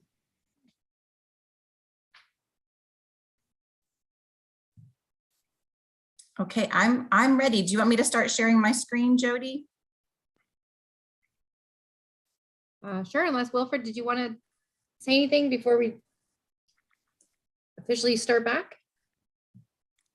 I'd just like to welcome everybody back from their lunch break, and hope everybody had an enjoyable morning, and looking forward to this afternoon. We have some awesome speakers going to be sharing with you some of the knowledge. And we're going to start with an Echagan of ours, Kate Gardner-Vandy is going to be speaking with us. So enjoy, sit back and enjoy. Exe, how, Kate? Yako ki, Wilfred. Well, halito ikana, tofapi na yokpa, so hochifo yot Kat Gardner-Vandy, chahatasi ahoki. Hello, my new friends, and happy springtime to you all. My name is Kat Gardner-Vandy, and I am a citizen of the Choctaw Nation of Oklahoma, and I'm so happy to share with you all today. I have a bunch of slides that I put together on various things that I work on, and then some sharings that I would love to share with you, but I'm gonna watch the time. So I'm gonna keep looking at my clock, and I wanna give you all some time to ask questions if you so choose, but also feel free to interject if you have a question for me. So I'm gonna share some slides.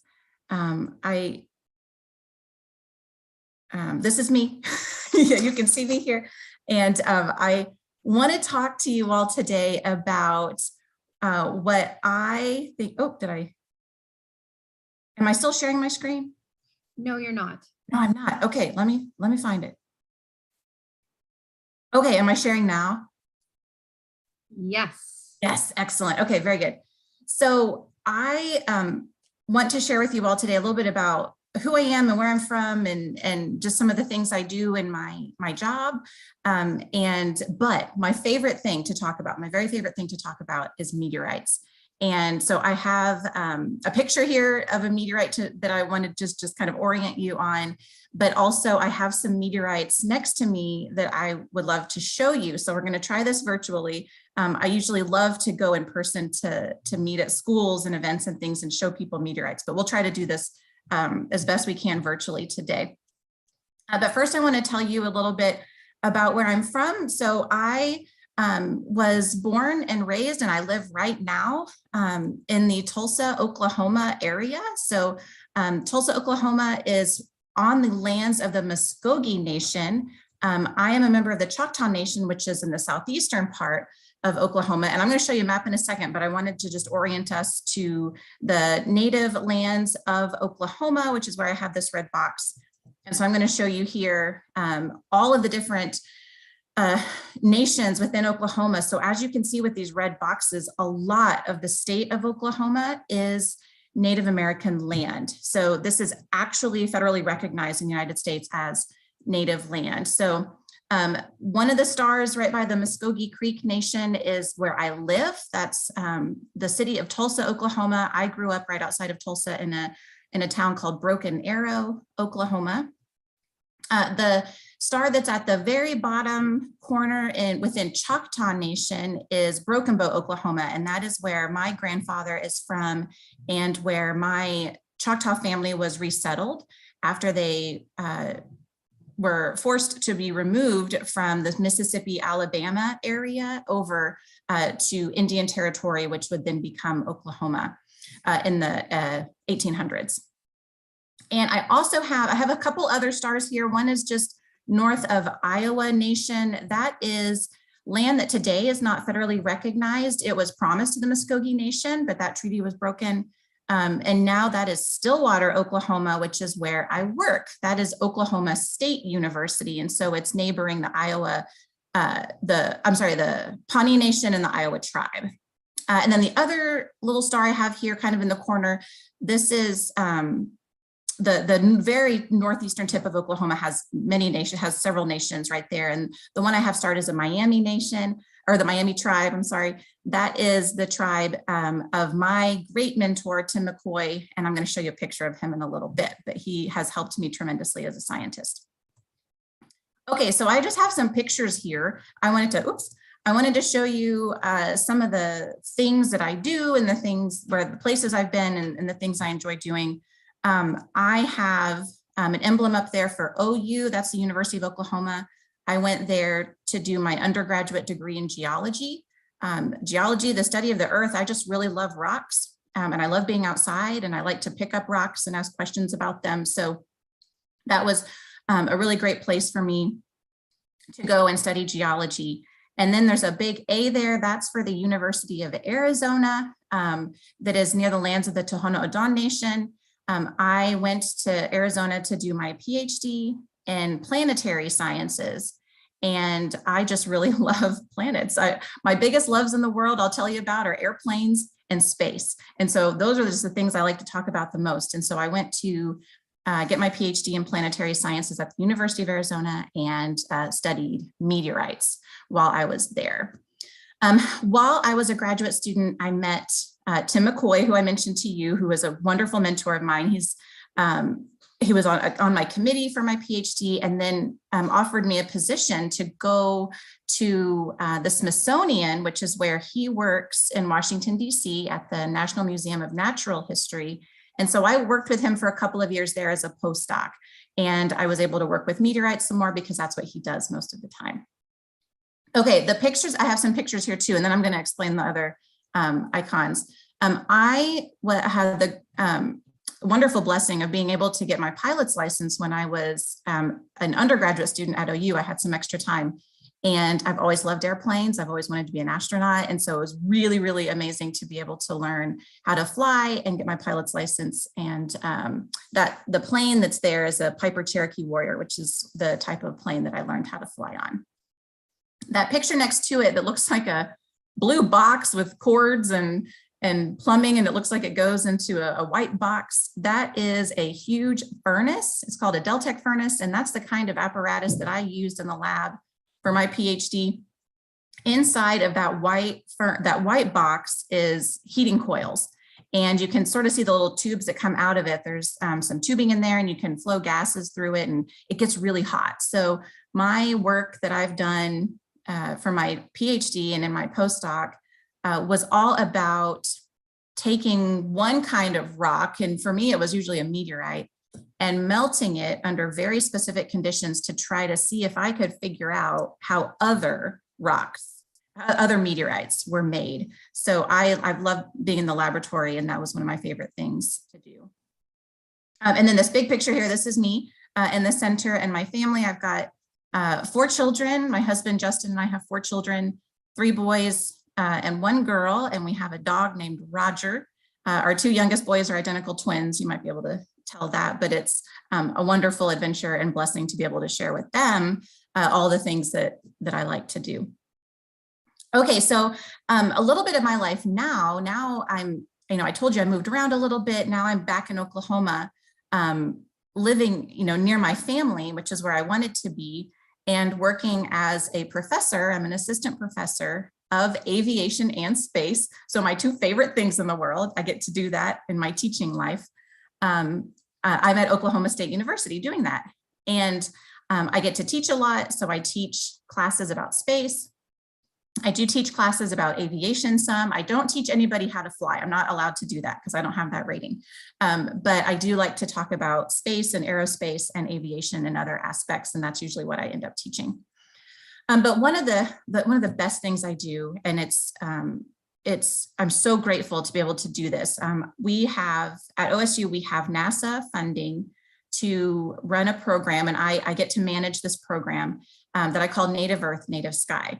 And it's very important to me. We work collaboratively with 3 nations in Oklahoma, the Choctaw Nation, which I'm a citizen, the Chickasaw Nation, which is just a little bit to the north and kind of west of Choctaw Nation, and then the Cherokee Nation, which is just kind of to the east and some of the northeast of Tulsa. We work with them, and we together make Earth Sky STEM curriculum. So kind of earth science-based, space science-based for middle school grades that teachers can use in the formal classroom. And the thing that I love the most about making this curriculum with the nations is that we don't start our lessons with the science. We don't start it by jumping into chemical formulas or anything like that, or any of the scientific principles. We always start with culture. So we work with, I just about a month ago was able to go interview 2 elders within Choctaw Nation, and we talked about stories and different things that are so important to Choctaw culture that we start out the lessons with. And we were able to get some wonderful stories. So some storytelling, some published books. We base all of our lessons off of those.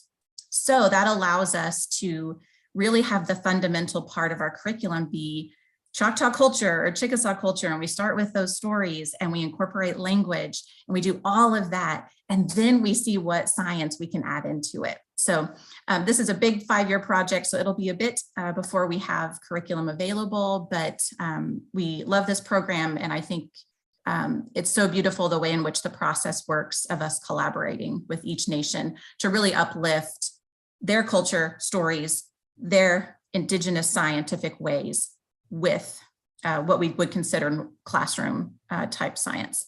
So it's a wonderful to be able to do that. Okay, so I think this is where I'm going to move on, and we're going to talk about some meteorites. So meteorites, as you can see, it's sort of depicted here in this picture, used to be, they are rocks that used to be in space in some capacity. Like did some object hit something, did 2 asteroids hit together and so they loosened up some material, or did the moon get hit and so that loosened up material?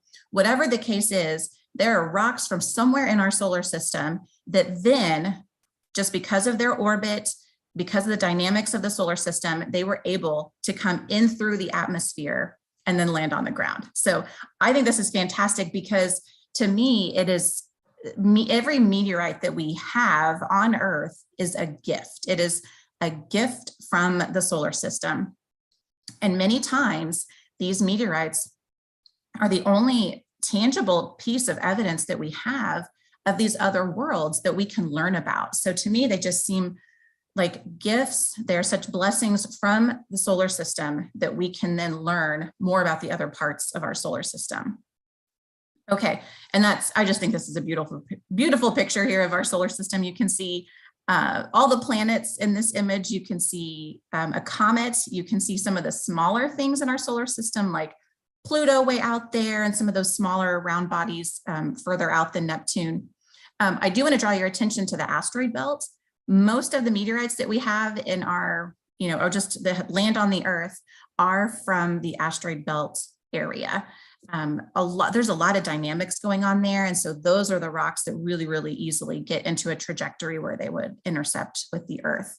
But we also do have meteorites from the moon, from our moon, and from Mars. So that is really great too, because we study Mars remotely so much with rovers and with satellites, but it is so great to have an actual rock that we can hold in our hand and study in the lab to be able to learn more about Mars. Okay, a few sort of word things, because I know that sometimes I'll say something and I wanted to make sure that you understand what I'm saying. There's a lot of different words that we can talk about in terms of meteorites and asteroids and all this. So I thought I would do just a little bit of telling you what these are. I might say the word meteoroid, and that is something that's still out in space. So a meteoroid is something that's still orbiting around, it's still in space, it's probably pretty small, and it might become a meteorite someday. A meteor is something that is like it's traveling through the atmosphere. Lots and lots of stuff come through Earth's atmosphere, but it never actually makes it to the ground.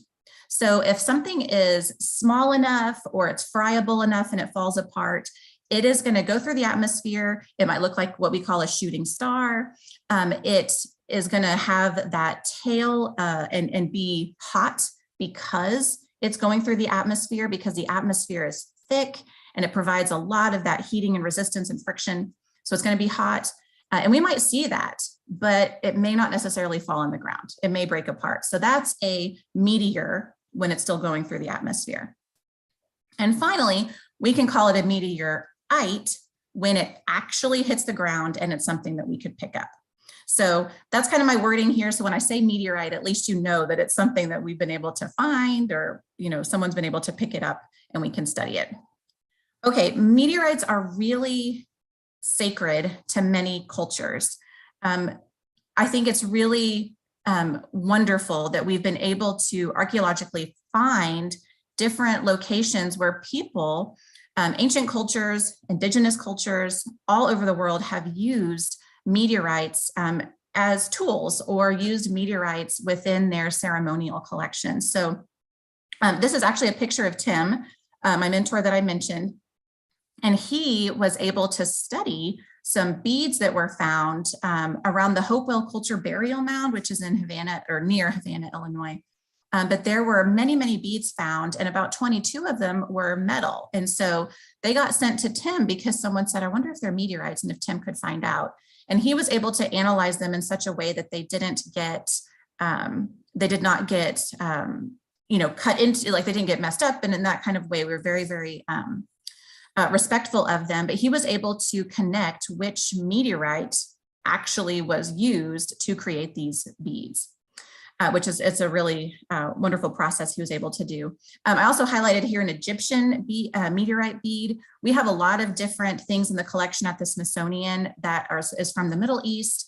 Lots of knives, camel charms, things that would kind of hang like jewelry on a camel that were all made from meteorites. So cultures, humans for a very long time have recognized how special and important it is when we get meteorites from the solar system that then land on the ground. Okay, let's talk about meteorites themselves. So I have a meteorite I'm going to show you all, and I get a question a lot about how would I know if I found a meteorite? Because people come to me all the time. They say, oh, I found this rock outside. What do you think it is?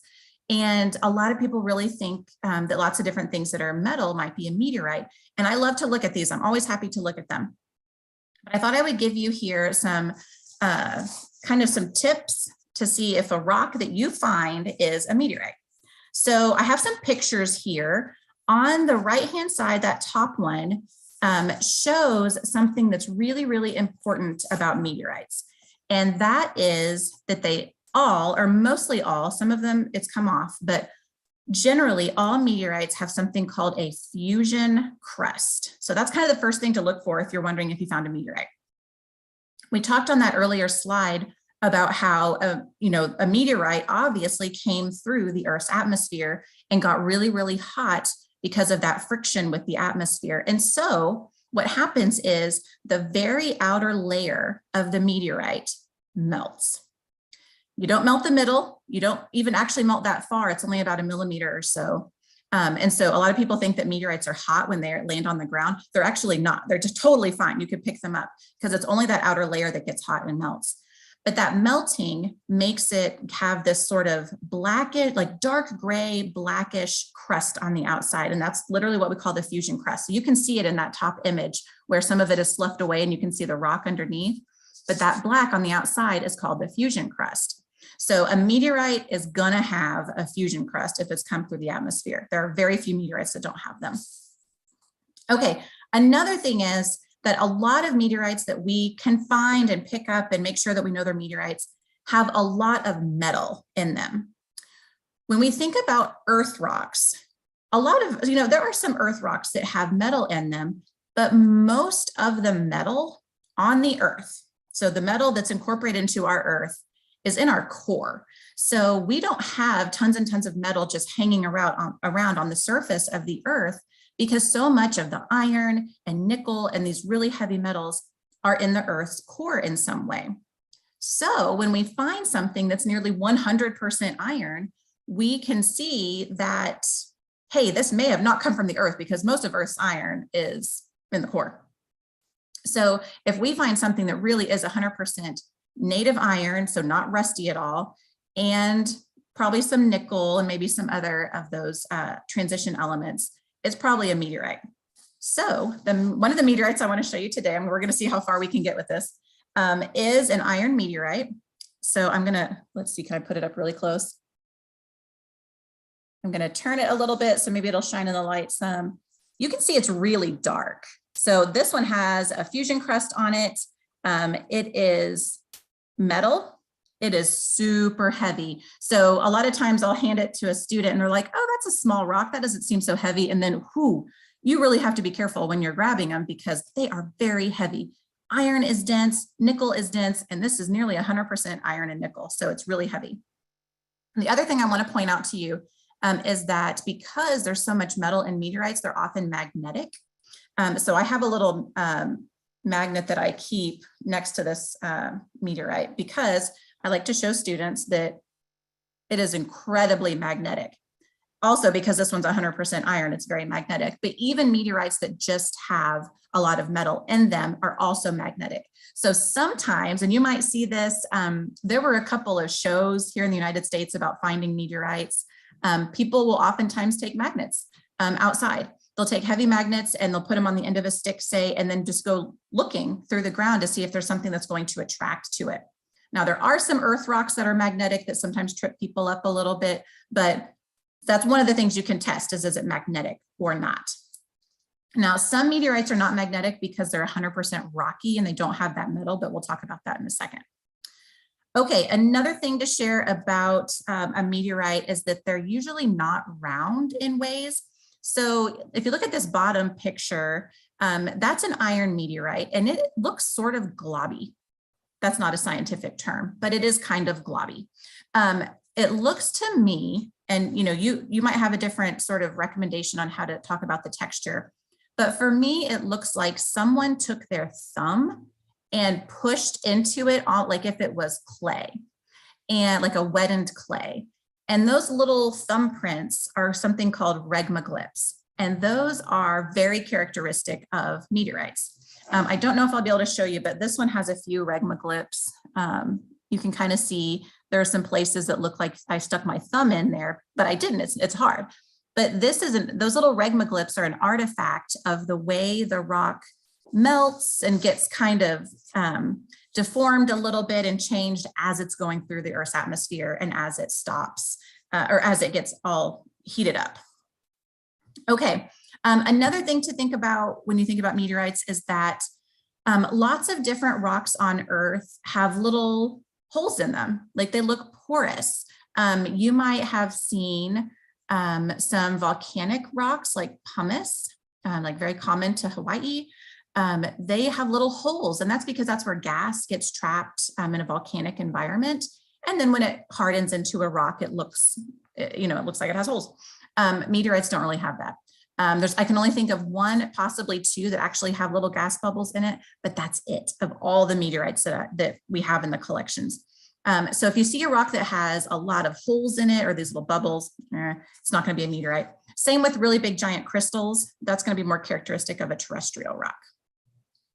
Okay, the other thing I wanted to tell you, you may have noticed as I was walking around or doing this, I have a glove on. I try to wear gloves when I touch all my meteorites because I don't want to get the oils and water from my hand on them. But also my iron meteorite is getting super rusty. And if I touch it with my hand and have oils and water, it just makes it even rustier. So I'm trying to keep it, well, and the air in Oklahoma has a lot of moisture in it. So that's another problem, but they get kind of rusty. So I have my gloves on. Okay, I'll stop here in just a couple of minutes because I want to make sure I have time for questions, but I just wanted to tell you a little bit about some of the different ways scientists find meteorites. You know, I told you that they have a fusion crust on them, and so they have this black outline. Meteorites fall everywhere, like everywhere on Earth, meteorites can fall. But it's hard to find. Like some of them are so small that you would never even notice them or know to pick it up. So scientists who want to study meteorites and learn more about the solar system and the planets they came from will frequently go to places that are deserts to go and find them. So there is a program paid for by the National Science Foundation that sends scientists, usually planetary scientists, to Antarctica every year to go pick up meteorites. So this is a professor, Dr. Nina Lanza, and she is showing you that amongst these just a few terrestrial rocks, she found a black meteorite. So you can see that pretty clearly amongst that other rocks. But a lot of times they are just sitting in an ice field. And if you have an ice field and one black rock, that's probably going to be a meteorite. They come in all sizes. The largest one is in Namibia. It was 60 tons. But then most of them are very, very small. So you might not see them. Okay, the last thing I want to point out is that not all meteorites are metal.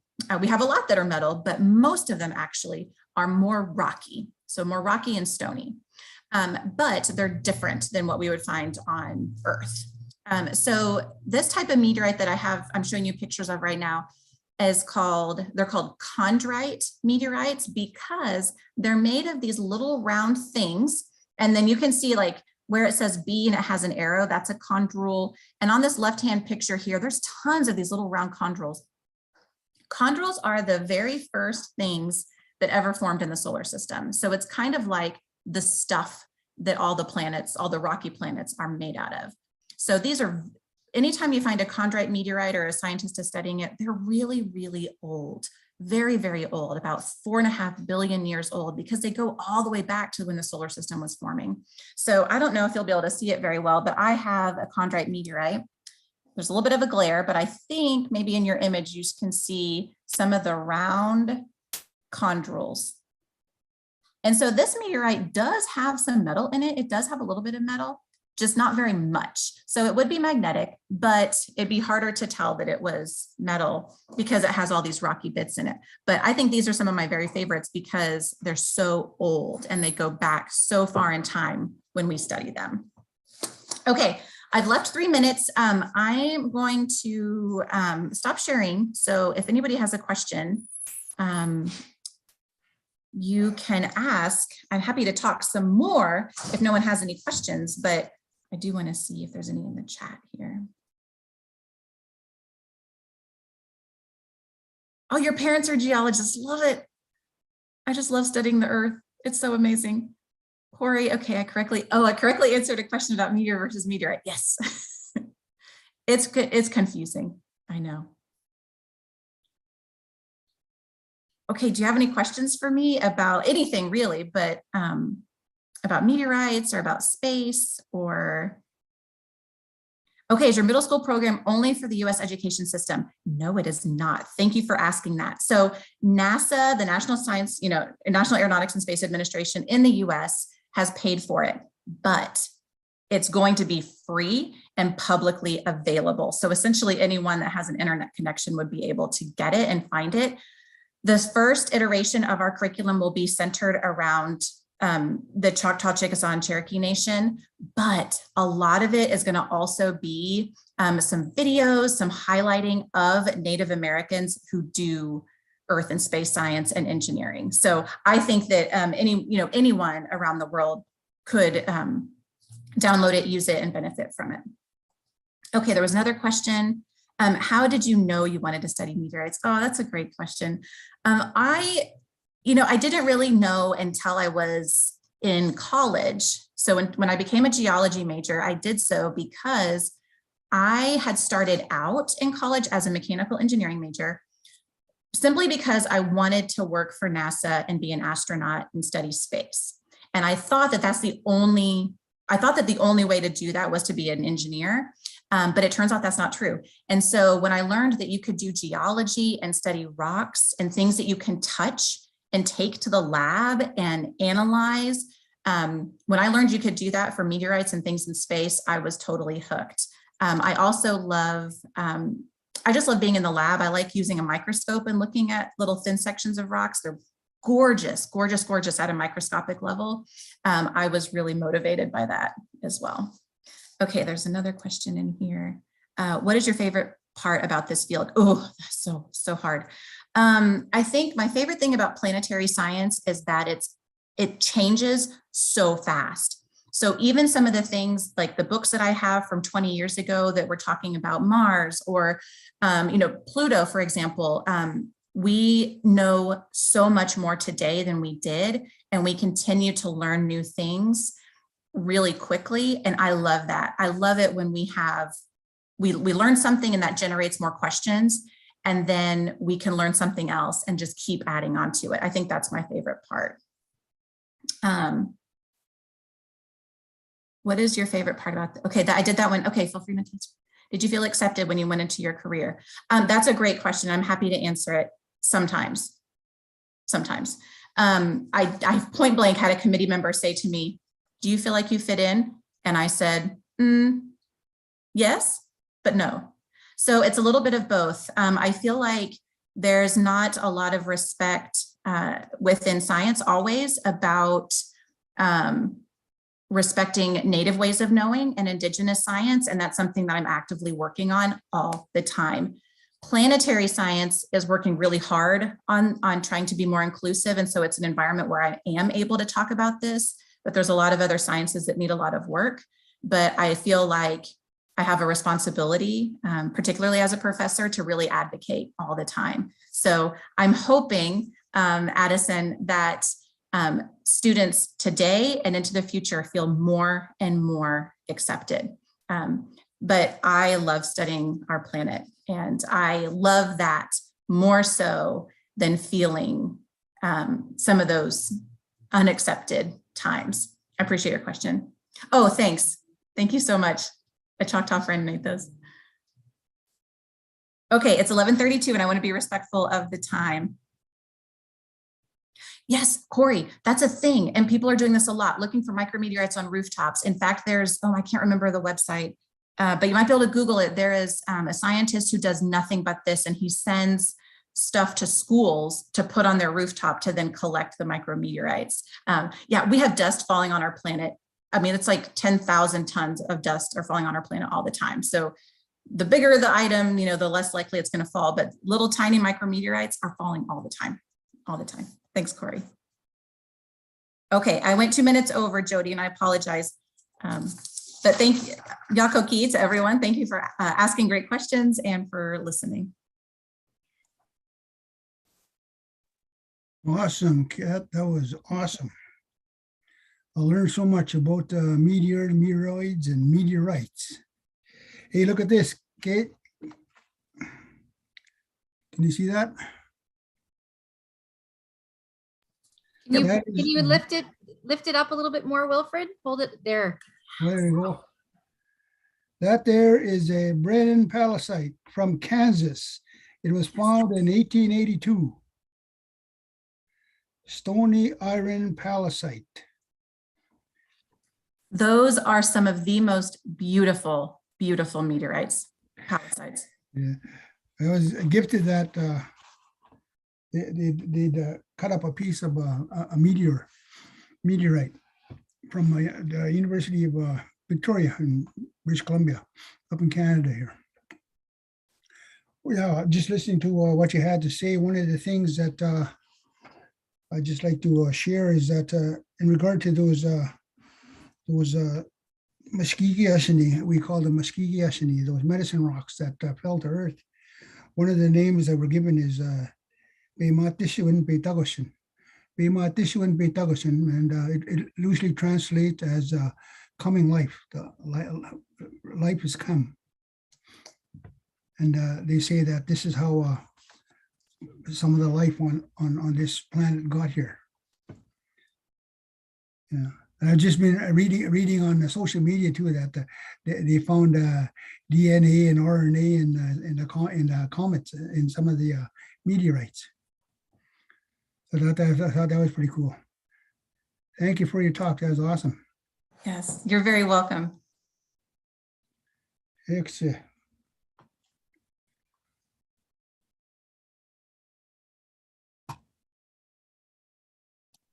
So at this time, the next speaker is going to be, Joanna is going to be talking to you for a bit, and then we're going to have a little break apparently. And then Corey Gray is coming up. Corey Gray is going to be doing some awesome stuff with you. And I know Johna is going to be sharing some more of the language, the awesome language. One of the things I was told by one of our elders back in, I think it was about the early 90s.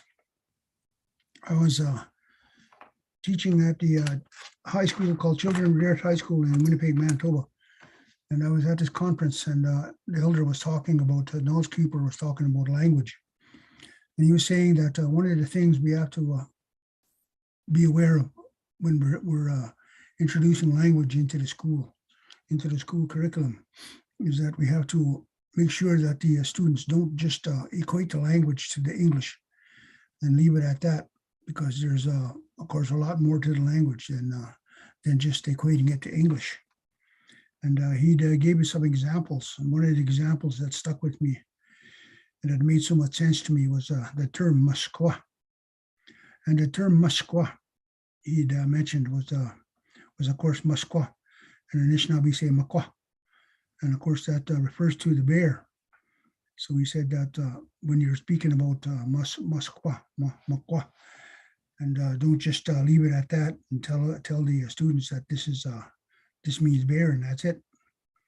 You have to understand the root word or the root phrase, and because a lot of the language it originates from either root words or contractions of phrases. And so Muskwa is a contraction of the phrase Muskigiawa. Muskigiawa means this being is medicine, and Muskigiawa is shortened to Muskwa. And so it's very important that we connect the students to the root words of the language also, because it makes so much more sense and it paints so much more pictures in your head when you make these connections. And I've been very lucky to connect with a lot of awesome people from pretty much all over the world in regard to astronomy, in regard to the stars. And in my territory in Pascal Cree Nation in central Manitoba, there was a meteor impact site, and over the years it was on the banks of a river. So over the years, with the erosion process, the meteorite was exposed, and people from the area started holding ceremony there, and that rock became a very important rock in that ceremony, in the ceremonies that they held there. And people came from north, south, east, west, from all over. We had Poatuk Sioux people coming visiting us in Paskiak. We had Anishinaabe, we had Dene, we had Siksika. We had a lot of people coming to hold ceremony at this place at the Paskiak, on the Paskiak River and Saskatchewan River, at the impact site of that meteor. And when the Anglican ministers, missionaries came in the early 1800s, they saw what was going on, and they thought we were worshiping that rock, and so they'd dug up that rock. Well, first they tried to blow it up, and they couldn't blow it up because apparently it was too dense. And so they excavated it and they rolled it into the river. and they built their church right up on that impact crater site. And from what I understand, this happened all over the Americas, North America, Central America, South America. And so a lot of these sacred sites were forgotten about. But at some point, we'd like to hopefully see if we can relocate that meteorite. And I understand that there's a lot of them in museums all over the world. So it'd be interesting to see what some of these things would be.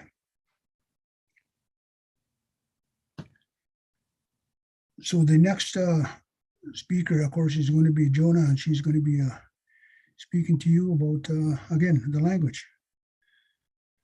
Johna, are you ready to go? All right. So Johna is ready to go at, so we're going to listen to her. Hi, how? Oh, me gwach, Wilfred. Wilfred, it's huge, miigwech. I love that you spoke about Makwa and how she can't be left alone, and that she has a story, and that it's almost like we're tangled in. And it's so beautiful to hear Kat speak about our star world and that connection, the stories that come together with those meteors and where we are here on Akikwe. I just love that. And so this morning I was sharing with you some of those words of how we connected them as me, and the work that I'm doing, or as you and some of you who've tapped in there into the chat box. And I hope you can understand, like, we're almost like, this is like a patchwork of where, Wilfred, hearing you speak about Makwa and those beautiful Sineanak, those rocks that connect, where it's like we're all patched in together, but it flows better as one whole story. So I do just want to kind of review a couple of things. And part of it was that introduction of saying who we are and where we come from. And so I had said to you, my Anishinaabe name, and my Anishinaabe name, I'm not going to test you on it, but I am going to ask you to think about what it means. And so my Anishinaabe name is Nowantinokwe. And the story that I was given when I had that name come to me was calm water. Nowantin is that calm water. And so many of the youth I work with, I have Anishinaabe names now. Some were brought into this world and born, and somebody in their family made sure they had them. Some of them were older and they found them, and some of them are looking for them to hear them in the language. But Nowantinokwe, calm water, and I use Kwe in it because I identify as Kwe. And so my story with that is that I seem calm, or there's times where things, and where my uncle told me when I received my name, because I was in my 20s when I got my name, and he said to me, that is who you are and how you see and do things. And I thought, because it was funny, when he named me, he was laughing. So I thought I was going to get something like laughing, giggling, ziguan, or something like maybe even guape, fall over laughing into the river sort of thing. But when I heard that name, it really made me think about who I was. And I asked him, like, if I was a baby, would I get that name? And he said, probably. So when things in the world of life are really, really tough, I've been encouraged by my aunties and my uncles, and some who got their Anishinaabe names when they were older, because we lost those names, right? And we tell more stories in Jaganashmo and in English than when we do in Anishinaabe still. But they said, reflect on your name and think about that story that comes with it. And I have a little cousin, his name is Nowantin. And I love that we share that. And it's a nice vibe when he and I are sitting together. I feel like we're the coolest set of water. But we're not always like that. When things are tumultuous, especially with the pandemic, things get really bumpy. So I remind myself how important that is. I'm not a tsunami. And I remember, and maybe you have too, where you look into the water and you might even luck out and see a fish, a gigon going by. just, I can't remember the word for swimming right now, but just moving in there like nothing matters. Or you see a sheep, maybe you see a duck out there just sitting on the water and their feet are just going. And I was feeling busy, really, really busy in the world, but I saw them swimming and I thought, it's still calm under there. They're still moving. And that's when my name kind of gave me a different understanding of what I needed. Or, you know, when you wake up in the morning and you look out and you just see it, there's like, maybe you're camping. Maybe you just lucked out and got a good drive early in the morning. You see the water's really flat, placid, they even say. Yeah. And I think that's a good goal to achieve, to kind of maintain. It's okay to be upset though, but to find that balance too. So I wanted to share that with you. So I named one of my sons Tecumseh. Tecumseh. If you've heard of his story, you may know some of that. I'm not going to get too much into the historical figure, but what Tecumseh means, one of my uncles said, oh, he's going to jaywalk everywhere. He's just going to skip around on everything. And some people say it's all like the shooting star. And when his dad and I had him born, we looked at him and we were just like, yeah, he is that. We also have a Anishinaabe name for him of Animki, Tecumseh Animki. Oh man, he was the busiest kid. And some of you, if you know what that means, Animki is that thunder.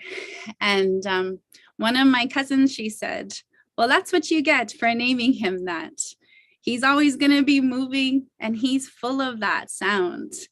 And so some of us are more obvious with our names. And so when I give this talk to my class, because students want that belonging to know who they are, they want to understand those other names of places, like where we come from. And I told you I'm from Wasauksing First Nation.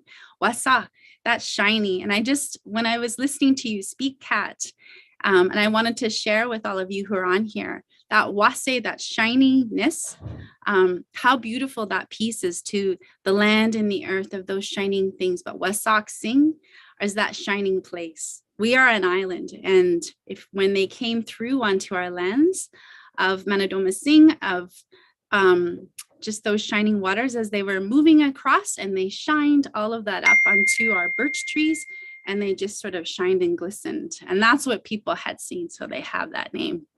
So I wanted to share some other words with you guys. We have those ones, and I think Wilfred, again, you mentioned it, and definitely Kat, you were talking about it as well, of Gijik, that sky world. Again, it's a singular one, but there's stories that come with it. And sometimes we have these beautiful creation stories that come in, just as our name as a human in this world. Most of our names are connected to that natural world of Akikwe, of Mother Earth, of that land. And I thought it was so cool. And I thought, what is the word in Ojibwe for meteor?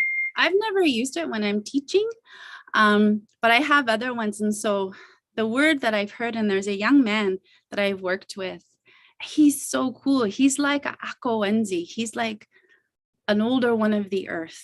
And his Anishinaabe name is a sin, which is a rock. Man, and just, it's like he sat on this earth forever.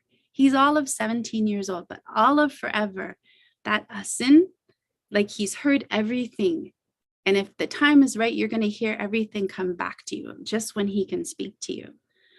So those names that we hear people, and we have that time, and when we carry those stories with them, are so beautiful. And again, back to what Wilfred was just saying, really special. And I wanted to talk about the little bits that I know, because I don't know everything, and I lean on those in my home community to support and help me. And things that my mom sometimes, when she was here on this earth, of what she would remember and recall to me from her mom and her dad, of mishkike, those medicine that comes from the earth as we reach into Gijik, and how they balance each other. Such beautiful stories, and how they connect our names of who we are as people and how we move and do things. So I want to tell you another story about names. My sister, my beautiful sister, And I know, like, we all fight with our siblings. I definitely did. We got our names on the same day. So I'm standing there thinking, wow, I got a really cool name. I'm really going to think about that and how I'm going to move with that in life. No want to know quite Indigenous cause. Well, my sister, she got Wabazi Benansi Kwe, Wabazi Benansi Kwe, Wabazi Benansi Kwe. And how that was told to us was she was the silver swan woman. See my face? I got flat water, and my sister, my little sister, got silver swan woman. I'm just like, yeah, that makes sense. She's swimming all around me with her beautiful shininess.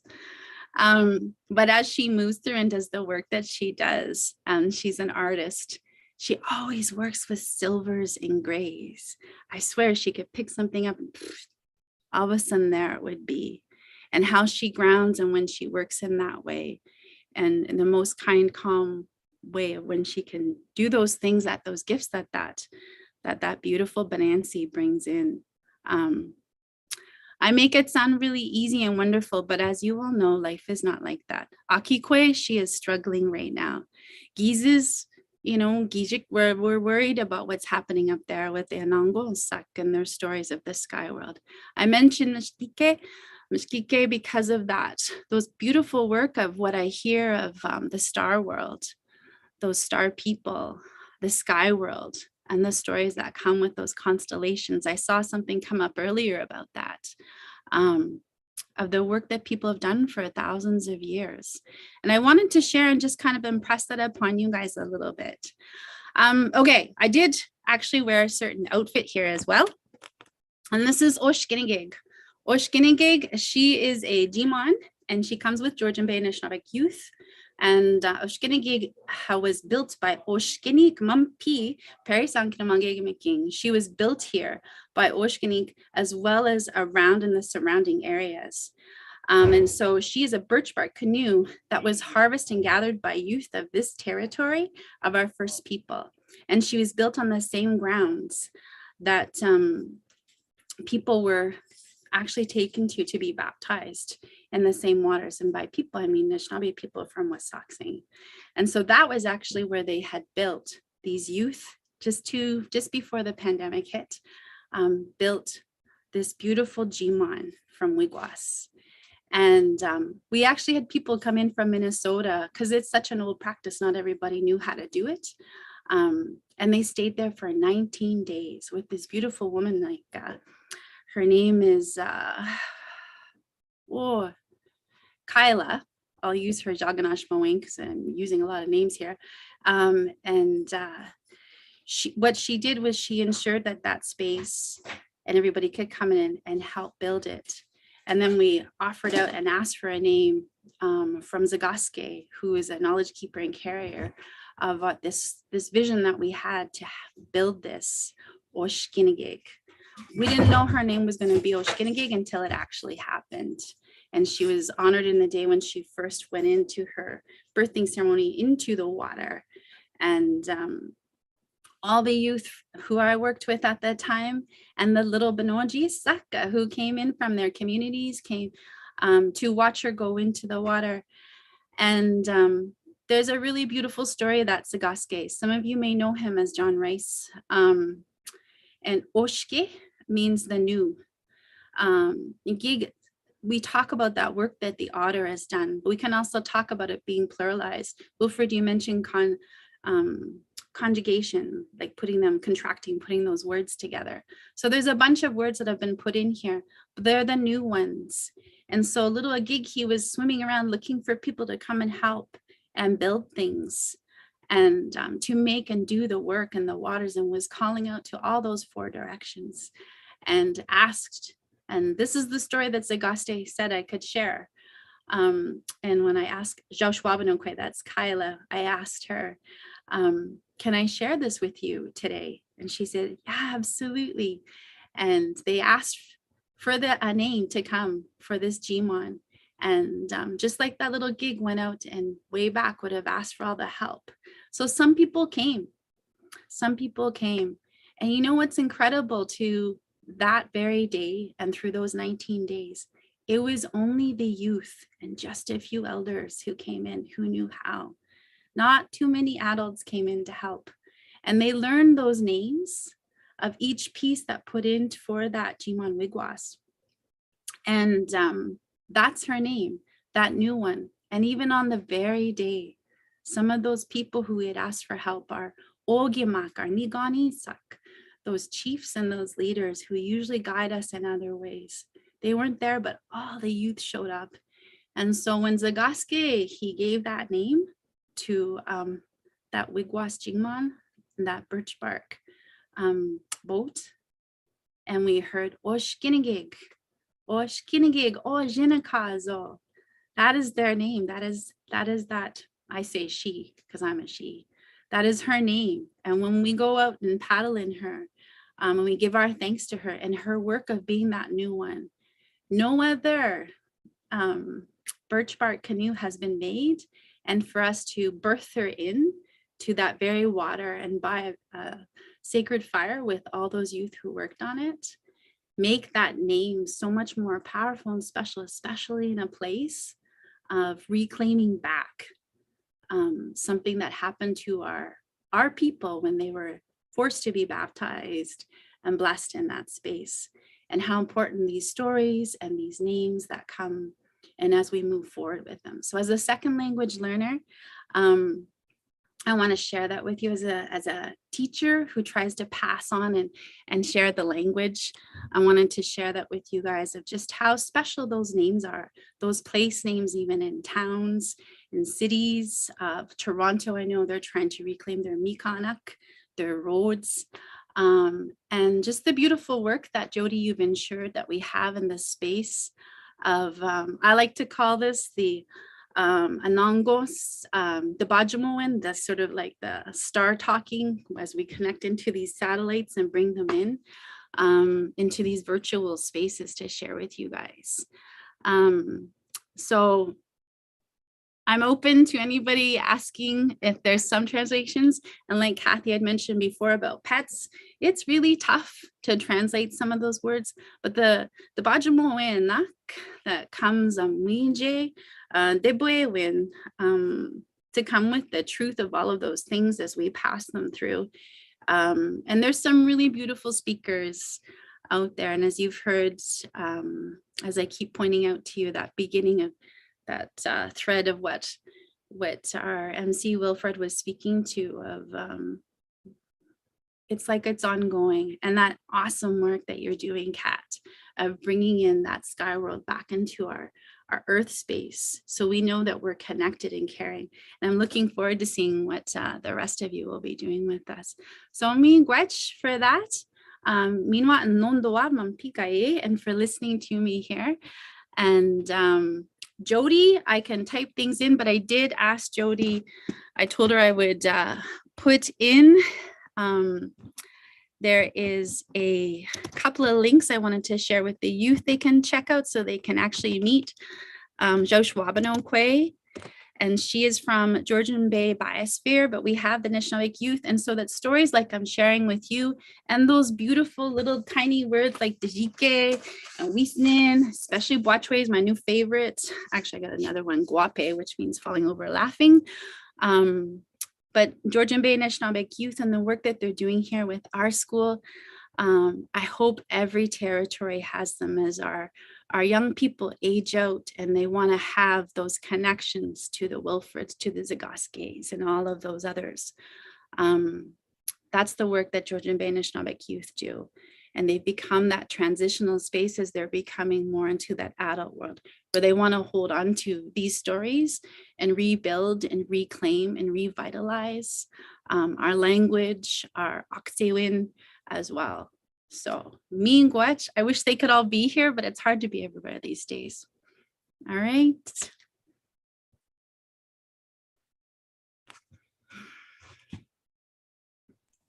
All right, that was awesome. Thank you very much. Excellent to them. Yes, just from what Johna was mentioning regarding the connections, one of the understandings that that our elders always put forward is that everything is connected. Everything is connected, and everything has repercussions. Everything has responsibilities, and there's a consequence to everything that's done. And these things have to be taken into account. And we can't compartmentalize and be impassive observers, because our reality is totally around us, and we're totally immersed in it. So we can't separate ourselves from our reality. And everything is part of us, and we are part of everything. What the two speakers were just speaking about, Kate and Kat and Johna, in regard to those rocks. In Cree language, we call those ones ashinia. Ashini, rock, and ashiniak, plural. Singular ashini, plural ashiniak. And the root word for that, the root understanding for that word, ashiniak, again, that is contraction of the phrase, and the phrase is aski inini, aski inini, and it translates like the body of earth. So that's what is, and of course the rock is the body of earth. And those are basic understandings that our people hold, and that should be, for sure, should be transferred to the knowledge to our youth, that they get a better understanding and they get a better picture of what this Ashini represents. So with that, I think we're going to be going, I think this time we're going to be going for a little 15-minute break. So once again, thank everybody, and we'll see you in a few minutes with another awesome presentation. Excellent. Time for to go run and do what you have to do. Excellent. We'll be back at 1:15. That's Eastern Standard Time. I know people are on different time zones. 1:15 Toronto time.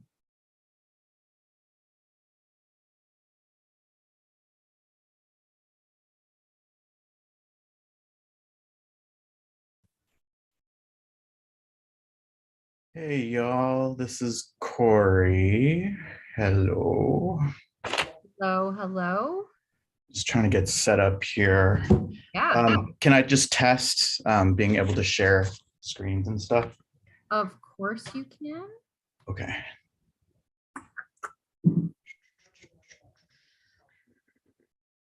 Screen. Let's see. Okay, I can't see anything. I can see what you're sharing. What do you see when you? Well, now I see the back end of your slideshow, but the other one was the front end. Oh, the back end of it? What's that mean? Like what you would see as the presenter, but not what you want everybody else to see. Oh, So, interesting. Okay. Yeah. Try hitting like when you go to present. What happens? Present. That's weird.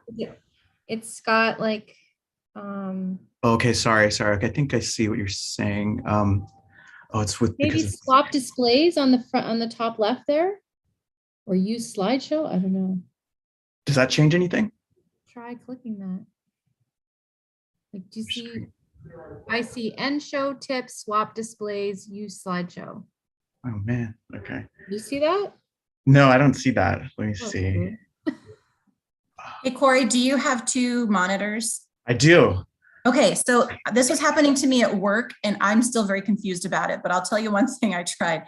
There's like a button at the top. I can't remember which screen it was on, but it said something like swap display or something like that.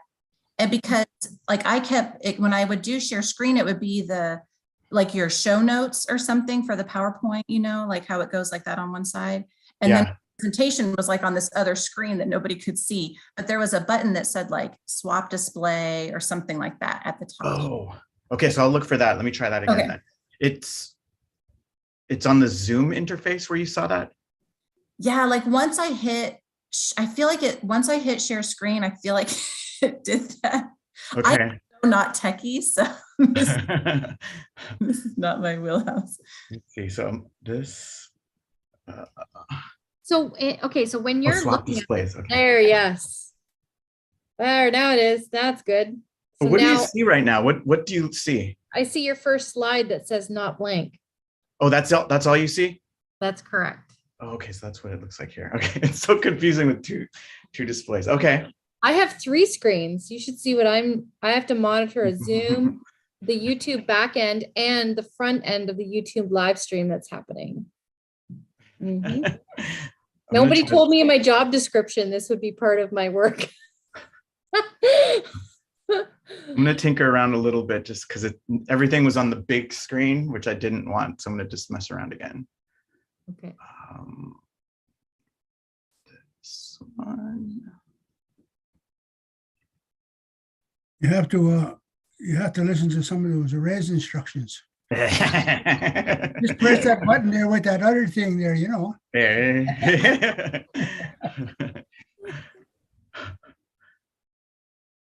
So that's That's still good. that's still okay. Okay, so that's a little different. Okay, I guess I guess I could just do that. Oh, but did I do audio? I guess I should check to see if audio works. I'm just gonna pick a random video.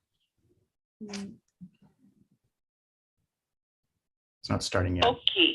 Can you hear this? Hello. Yes. I am Sharon Yellowfly, a member of the Sixigun. All right. I won't have time for that video. So it's one of my rejects. It's a good one, but okay. So yeah, so let me go back just to the beginning, and I guess I could stop sharing. Whoa. Stop. What?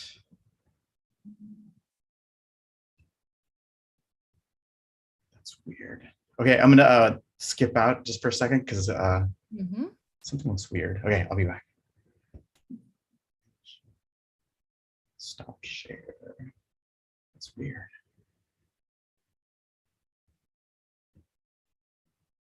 Oh, okay, so those things are all highlighted. Okay. Can you hear me? Yeah. Okay, so Jody and Wilfred, I'm not sure what would be the best thing. So I'm 10:15 my time, 10:15 to 10:45. I can talk the whole time. That's the easy thing. I have lots of information I could share, or the gamble would be for me to end my talk around maybe 10:30 or my time. What time is that? Is that 1:30? Yeah, 1:30. Correct. Yes. Whatever your time is. Sorry. Yes. It's what if we want to make that gamble, because I'm gonna have to pick up my computer and run to the lab, and then I'm gonna have to put on a coat, a hat, and then laser goggles, and that'll probably take 2 or 3 minutes. I could talk as I'm doing it to explain what I'm Let's do doing. it, because don't feel the pressure. Like, we built in some extra time too. Like, if you need to go over, don't worry, go over, because we're excited to see you try and make this happen if it can happen. So take the extra time that you need. Don't worry. Okay, I'll try it, and then awesome. I'll give a little tour, and then the other gamble is if it works, because all I have to do is hit a button, and then we'll see something happen. But if it doesn't work, which it's done that before, that could happen. Yeah, this is part of science. And I logged in with my phone, so because I want to have the computer's camera look close at it, and then I could look on this as I'm doing it, because that's the only way that I sounds can great. make it work. Okay, so like we put in a half an hour for our closing, for example. We will not need a half an hour for our closing. Like we build out time so that it's not, don't feel rushed. Go take the extra time. Okay, and then what else was I going to say? And then I'll have to come out of the clean room, which is loud. And then if there's questions, I could try to find a quiet place to do that. Yeah. Okay. I'm going to try to switch things. And also, Mino Debishkan, happy birthday. Oh man. Oh, thank you. I'm old. Oh, wise. Just very smart and experienced. Okay, let's go with that. I'm going to try screen sharing again. I've switched windows around. I just want to see.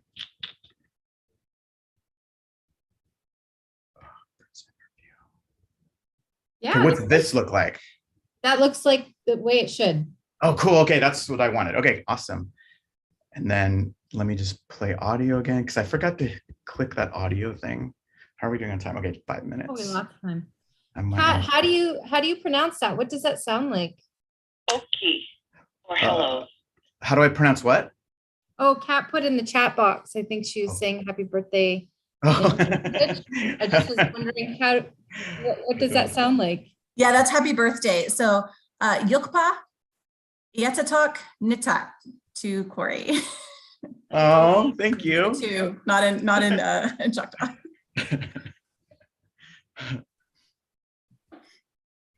Jody, can you hear this? Tusi ki kakatusi. Yes. Yeah. Observing good. where they come from, the sun. Okay. Why does this do this? Oh, it's weird. Okay. End show. I'm gonna mute. I might step out just for a couple of minutes. Of course.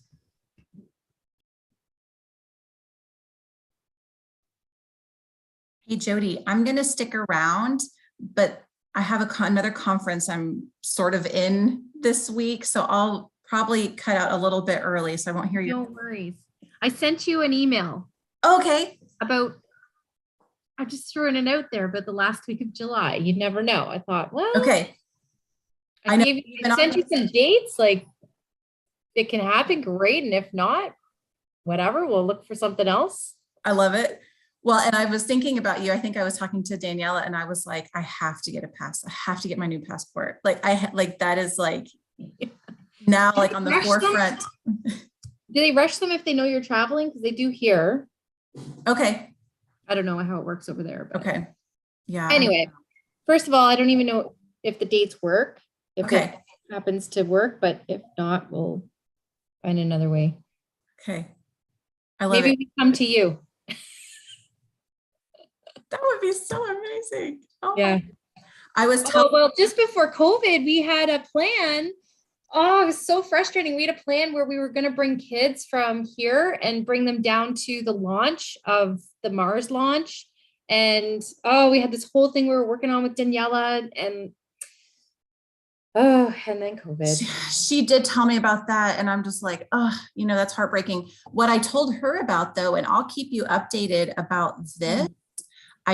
It's such in the early stages, but I'm confident in enough that it will happen to tell you about it. But we are going to send some of our Choctaw Nation heirloom seeds to the space station. Like we're going to send that like a little envelope and they're going to like hang out at the space station for a while. And then we're going to bring them back and plant them. And so I was like, Daniela, we could like gather a bunch of people whenever that launch would be. Like we could gather a bunch of people to go to that launch. That'd be cool. I still don't know. Like, I don't know when we're kind of at the, the planning and everything of, the group is called the International Space Station National Lab. Like they do all the science stuff that goes on the space station. And I don't know if it would be like a SpaceX launch or some, I don't know. I don't know what it's going to look like. So that would be super cool.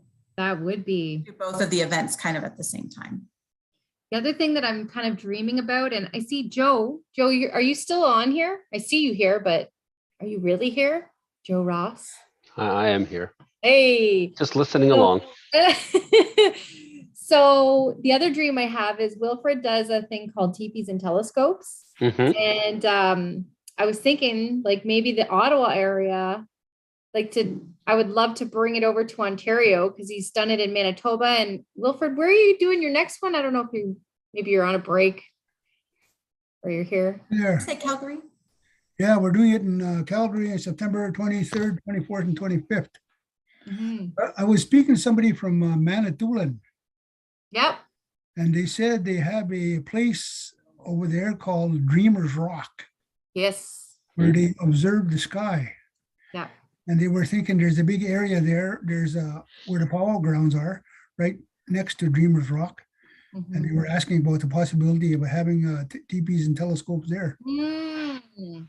Okay. So that's pretty awesome to see. Yes. Well, and they have a dark skies designated spot somewhere in that area too. Yeah. Yep. So, but I was also thinking too, like, because I'm also thinking logistics and funding and all of these things, right? So if it's partnered up, maybe even with a school board or something, that's another way to help cover those costs. Yeah, we could take a traveling show. Go all over. Every second weekend, we're at a different location. There you go. Every new moon. Did your Harvard thing happen yet or not yet, or is coming? Oh, it's the end of May. Okay. They were flying out on the 30th, I think, and setting up a lodge and having sweats and then having a round table with a bunch of astrophysicists. Wilfred, some enlightening. Wilfred, you'll have to learn the Boston accent over there too. I've been practicing. Yeah. Don't forget, don't lose your car keys. There you go.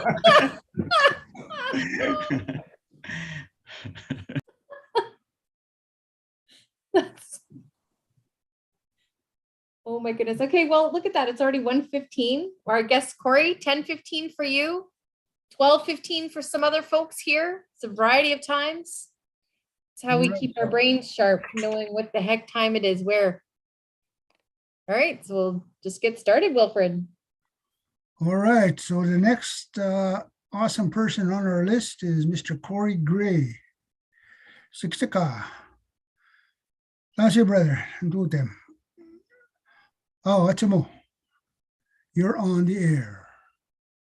Oh, cool. Okay. Thank you, Wilfred. Oki, Nidaniku Agapo Swiss, Ki Corey Gray. Hello, my name is Corey Gray. We're playing it a little rough here. I'm gonna go through a lot of information from my slides, but then I'm gonna cut it short to maybe try to take you on a short field trip to our lab. Lots of things could go wrong, but we'll see. So with that, I'm just gonna jump into it and get started here. So, and I should be a pro at Zoom, but I'm still not that great at it. Okay, so share sound. I'm going to PowerPoint. I'm going to share that.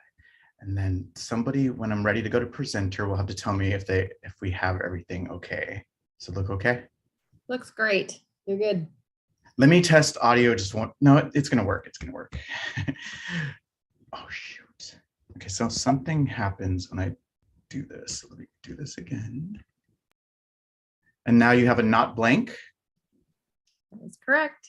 Okay, let's go. An achievement as historic as detecting space-time waves deserves special honor. And this year, we gave a special breakthrough prize in fundamental physics to the leaders and their teams who brought it to fruition. Oops. Yeah. So how often is it that you get to have Morgan Freeman talk about the work that you do? I might talk, I'll just say that that's from the Breakthrough Prize in 2016, where all of the scientists that I work with, our whole collaboration received the prize and a couple $1,000s and a little medal for the discoveries that we made that were related to astronomy and black holes smashing into each other. And I'm going to try to quickly go through some of this and kind of share that story with you. This title slide is dear to my heart because a Blackfeet artist made this art inspired by some work, Indigenous language or Blackfoot language work that my mom did for the place that I work for. So those are two black holes crashing into each other and wiggles in space-time that are coming from it, the circles around it. And this is ledger art that's made by a Blackfeet artist named Taryn Lastgun. And I'm going to start, actually, this was a slide that I have at the very end, but I know Jody and Wilfred, you probably know Rob. I'm only putting this at the beginning because just in the mail yesterday, I got a book where both of us are in it, actually. And it's related to astronomy. So, I mean, that's what this day is. So this is a book that I think just came out within the last week or two. And you'll see some Siksika Nation members on there. So you could see myself, you could see Rob, and then you could see my mom, Sharon Yellowfly. So that's Rob Cardinal, Corey Gray, and then my mom, Sharon Yellowfly, in this new book by Eldon Yellowhorn, who's a Blackfeet author and professor. So another thing I like to do is just share advice at the very beginning. I know that the audience hopefully are basically in the high school age range, and so I just like to share some advice.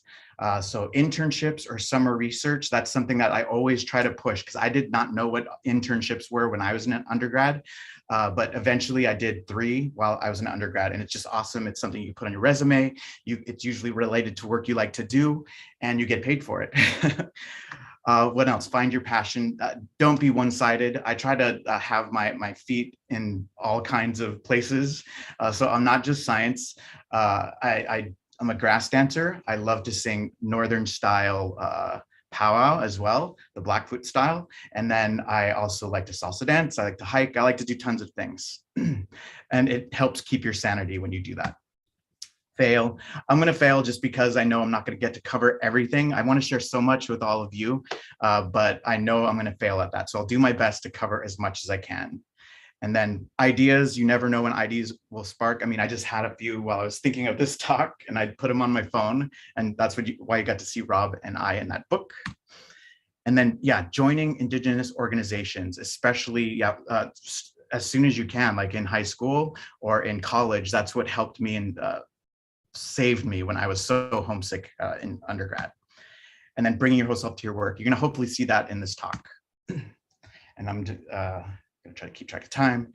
Here I am in action. This is me salsa dancing. This is me at the Yakima Nation powwow with some of my salsa friends. And then this is me and my dog Gunner on a hike. I'm Blackfoot. I'm a member of the Siksika Nation. And so this is where we are. This is in Alberta. There's Calgary, the Piikani, Gaina, and Amskapi Piikani are the other bands of Blackfoot. So we're a plains tribe. The green area is kind of representing our traditional lands. We were kind of a warrior tribe, so I guess we fought the Crees a lot. But I mean, we're really nice, and some of my best friends are Cree. Yeah. So I was going to say, yeah, I kind of said it already, but a quick language lesson is how do you say hello in Blackfoot? It's O'Keefe. Here's my family. This is my mom and my uncle. So Sherman and Sharon, and my grandparents, Percy and Cecile Yellowfly.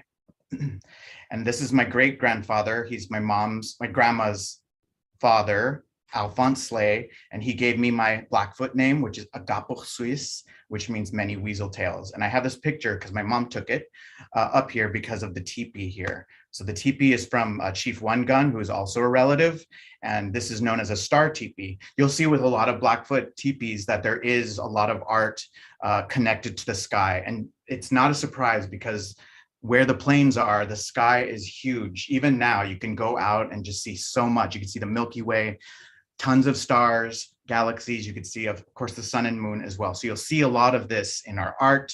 It's in our stories. And then there's recordings of different astronomical events that are recorded in something called winter counts as well.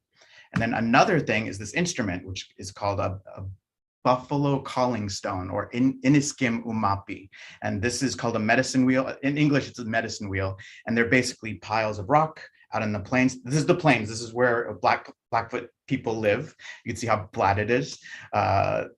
These rocks are arranged geometrically. And the idea is that these were used for ceremony. They were used to mark locations in the sky of the sun and moon. And it was a powerful place when I finally got to go to this place a couple of years ago. This is from the plains of southern Alberta. We go to the deserts of eastern Washington. And so this is where I am now. I'm broadcasting from this building right here. And really quick, we're going to take a drive down one of these arms. These arms are 4 kilometers long. If you were on top, it would look like an L, and each arm is 4 kilometers. And let's take a quick drive. Let's pretend we're photons or light. Lots of tumbleweeds out here. And so we're driving along, 1 kilometer right there, 2 kilometers is at this mid station. There's a liquid nitrogen truck right there. And then we're going to continue a couple more kilometers. We have usually a lot more tumbleweeds here too. And just because I took a video this morning, because it just happened as I arrived at work, I came a little bit early for this and I saw this. So bunuka is how you say elk, imita is how you say horse, and bunukomita is how you, imita is how you say dog, bunukomita is elk dog, and that's what we call horses, but here are bunuka. And I saw these just this morning because it was early. Maybe I'll just show a couple clips or just a few seconds. It's been a while since I've seen them. There's a huge herd right near the site. In the background is the tube, one of the arms of the detector. Okay, and then this is me in 4th grade, right here. And then just a little bit of my background. I grew up in Southern California, so a city Indian. And then I went to Humboldt State University. I received Bachelor's of Science degrees in physics and applied math. And as I mentioned before, I did 3 internships. And then way back in the last century, I was hired by Caltech and I took my talents up to Washington State at this observatory, the Laser Interferometer Gravitational Wave Observatory. And these are all the things that I've done. I've helped, I joined a team to build a detector. I've been an operator. Those are the people who drive the detector. I've also been a supervisor. And I say reluctant science communicator because I'm really a shy person by nature. And I used to hate giving talks, but now I'm at the point where it's hard to shut me up. And I mentioned earlier that Blackfoot people were kind of a warrior society. We used to steal horses. Nowadays, I steal other people's talking styles. So I steal a little bit from Kat and I steal a little bit from Wilfred. And so I do that. That's what helps me with my talks. So no horse stealing, just speaker style stealing. And here's my parents. These are my role models. My dad is here. I'm half Scottish on my dad's side. These are the other operators who I work with. And my other role model was MacGyver. I wanted to be an Indigenous MacGyver. And I had to put this photo up just because of the flames, the Calgary Flames, because I know this is in Canada. Here's a picture of where I went to high school. I am right there. This is the senior class, Rialto, California, outside of LA.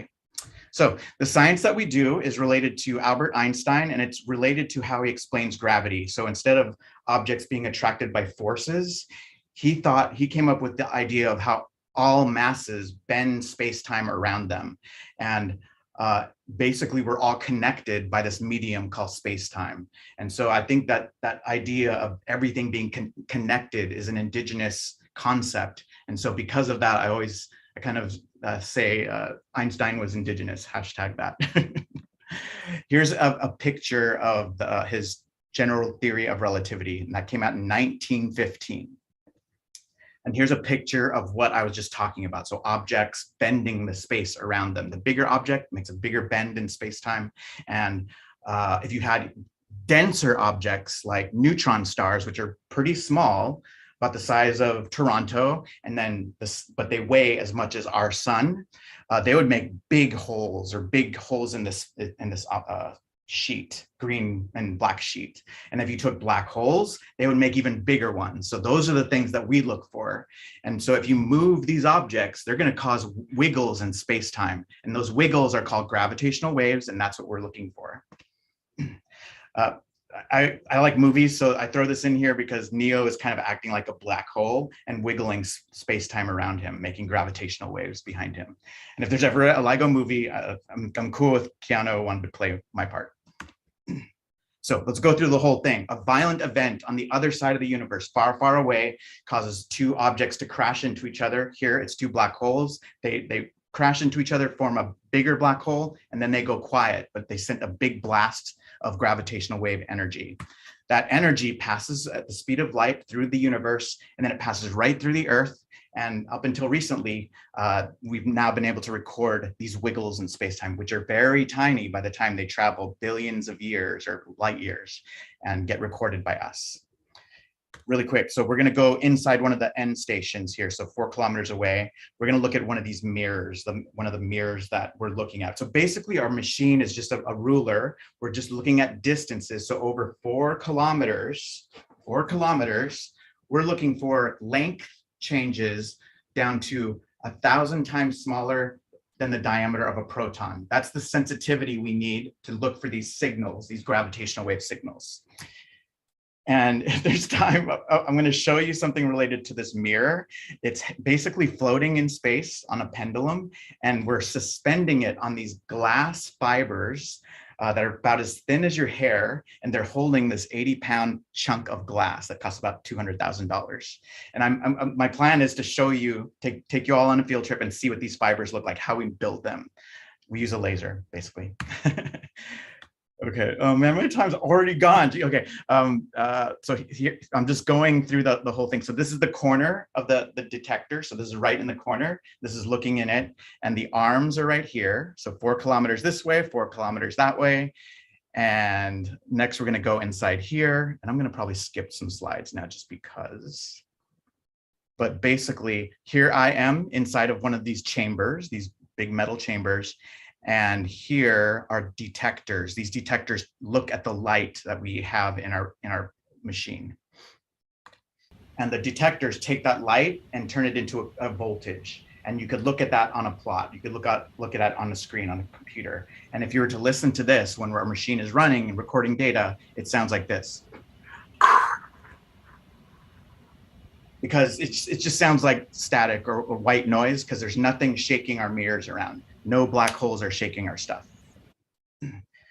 I like this one, but I'm gonna skip through it. Don't feel rushed. We have the extra time. Okay, I mean, it's because it's you all are in high school. I just want to show you one of the things that I like about my work is that I've got to learn how to do a lot of hands-on things. I was all thumbs before my work and couldn't build anything. I didn't know how to use certain tools, but over the years, I've been able to read procedures, learn how to use all kinds of equipment, drive forklifts, operate cranes, and then do work like this. Here in this picture, right here, I built these guys, which are just basically a thing that moves like this. And it has a mirror right here. And I built a few of those. So a scientist comes up with that idea, something to go like this, to move the light somewhere else. And an engineer makes a drawing of it. So that's what you have here. We take the drawings to a machine shop. They cut the metal, make all these little parts in this thing. And then somebody like me will put these things together and make these things. And this is what it looks like. Here's just a video of what it does. It's pretty simple. Go ahead. One more time. Okay, this kind of stuff that I learned at work gave me confidence to do things at home. So I've changed my water heater at home. I've installed a microwave at home. I've taken my dryer apart to fix it.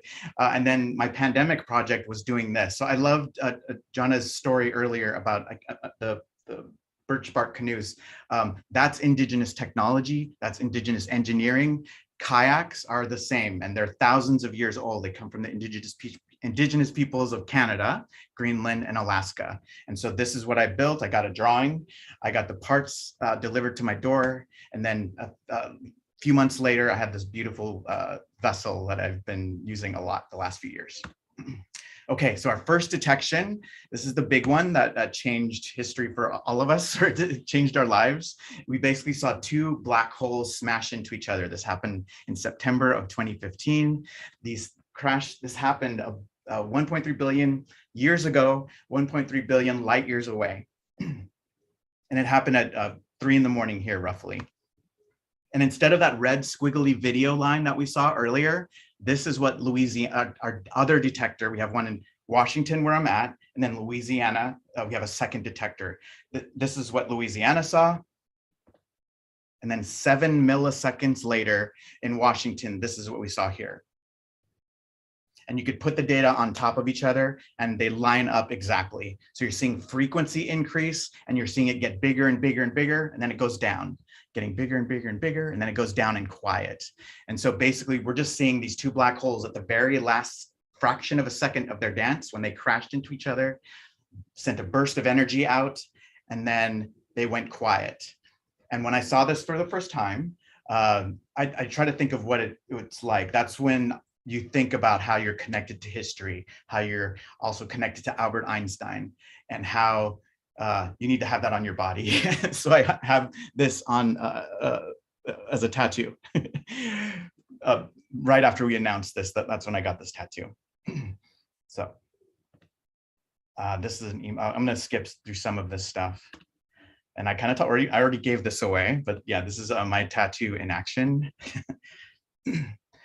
But we can listen to our data, and gravitational waves aren't sound, but it's an electrical signal that we can convert. We could plug a speaker into it and listen to it. Here's what it sounds like.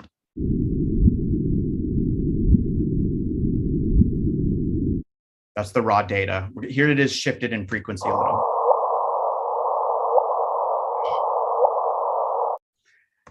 Okay, so what happened with that one first discovery in 2015, 100 years after Einstein came up with the idea of gravitational waves, what happened? So this was the first time that gravitational waves have been directly detected. This is the first time pairs of black holes have been observed and observed merging into each other. And then this is the birth of a new field of astronomy, or a new field of science. And then, yeah, it happened 100 years after Einstein predicted it, almost to the week, just within a couple weeks. And then that was September 2015. And then February 2016, we announced. And we were on the news, we were on TV shows. We were also on, I think his name's Sheldon. Our data was on his shirt. And then the other thing that I'm really proud of, other than building stuff, is also that I recruited my mom. I recruited my mom to work with me. And basically, this was a huge discovery. We wanted to share it with the world. And I basically forced my mom to translate our press release into Blackfoot, translate it into an Indigenous language, a scientific document into Blackfoot. Here's pictures of it. Here we are in Indian country today. This is, oh, I'm wearing the data right here, this tie that I'm wearing. And then, yeah, we made the rounds. Here's a picture of me and my mom. And then me and my mom have also given talks. This was an Indigenous language conference in Lethbridge, which is Blackfoot territory. A lot of the people here are Blackfoot. And they're actually my friends of my mom. So there's a huge line of people from our reserve who didn't know anything about this discovery or what my mom did, and they just hugged her, and we're so proud of her. And you could look it up on YouTube. I have a video of the translation. We did a Zoom just a few months ago as well. So I'm just going really fast, sorry. I'm gonna play a quick clip of this because no one really noticed that story or what my mom did in 2016. In 2019, I received a phone call from a reporter that I've listened to before, Nell Greenfield-Boyce, and she wanted to share the story that my mom did. And I'll play just a few seconds. You could Google it. No, I didn't want to do that. Sorry. And it's hard to find my mouse. Okay, there we go. Tomorrow, scientists will officially restart their search for gravitational waves after spending over a year improving the massive machines used to detect them. NPR's Nell Greenfield-Boyce reports on how this cutting-edge field of science is connected to a Native American language, Blackfoot. Gravitational waves were predicted by Albert Einstein more than a century ago. They're like the ripples you see in a pond when you toss a pebble in. Only these waves move. This is the article that I talked about earlier from my title slide with Taryn Laskin's art in it. Yeah, and I actually bought his backup art. It's on my wall in my living room. I love it.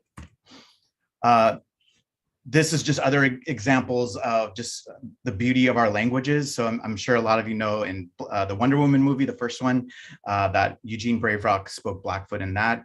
And then we just have other examples. There's newscasters calling play-by-play on a hockey game. And then we have Navajo code talkers from World War II, and then Navajo speakers who dubbed Star Wars in Navajo. And then here are just examples of words in Blackfoot. And these are the groups that my mom separated the words into for the translations. These are Blackfoot words that we already had. These are Blackfoot words that my mom made by putting other Blackfoot words together. Eggplant is in there because egg and plant in Blackfoot is that word right there on the bottom. So both those words put together. And then there's ones that we don't have words for. So that's when my mom would ask me what the scientific word is. And then she would think about it and then come up with a new Blackfoot word from that information. So these are new words. And then this is just the final class of words that she has.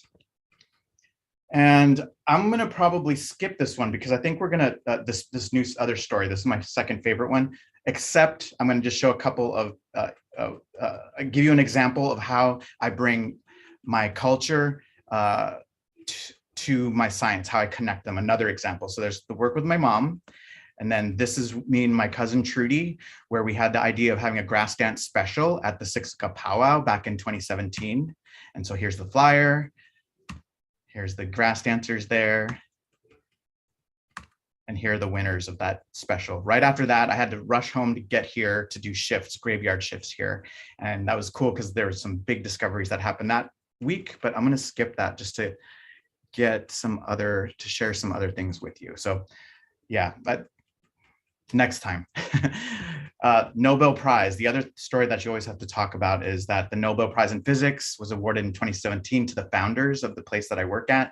When I heard that it was going to happen, I made sure that I took vacation days and paid my own way to go to Stockholm and basically tailgate outside of the ceremonial hall. And so here are the winners. I know I've met all of these guys. You could see them here. I of course took photos with them. Kip Thorne, he worked with the Nolan brothers for the Interstellar movie. He did the special effects for the wormhole and Gargantuan, the black hole. And then Ray is the person who came up with the idea of LIGO. I gave him the shirt from our powwow, that special. I gave him one of those. And then this is Kip writing me after reading a story I wrote. And I like this just because now I could say I made a Nobel laureate cry. Yeah, moved to tears. Okay, so yeah, so this is the Stockholm. This is the museum with our stuff. And that's where the medals were awarded. Here I am with my siblings because I told them I was gonna go and they were like, oh, you're taking us with you. So these aren't the real medals, these are chocolate medals. And I'm dressed to the T's with my tuxedo shirt. And I think I'm kind of getting near the end, except this is something I want to share too. So this is also happening right now. My friend Che Lowry is a comic book artist. Soldiers Unknown was his first one about Native veterans from World War I. This is me and Che. We both went to school at Humboldt State. Right now we're working on a project inspired by my mom's work. And it's going to be sci-fi. So he's coming up with the story for it. So this was from a few years ago. This is the update for the cover. And then we're working with an artist. And then these are some of the recent drafts. And it's been cool to watch how comics get made. And so hopefully in the next month or two, this will be coming out. And I'm going to skip this. I'm going to actually try to, okay. Yeah, we should probably just skip a lot. I'm going to end with my mom. Right here. These are just clips from the video I recorded of her.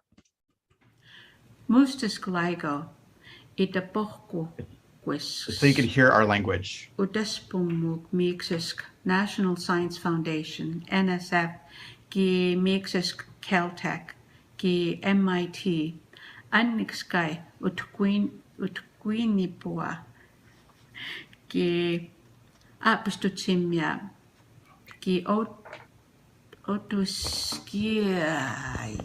This is a hard, big word. I'm going to be moving right now.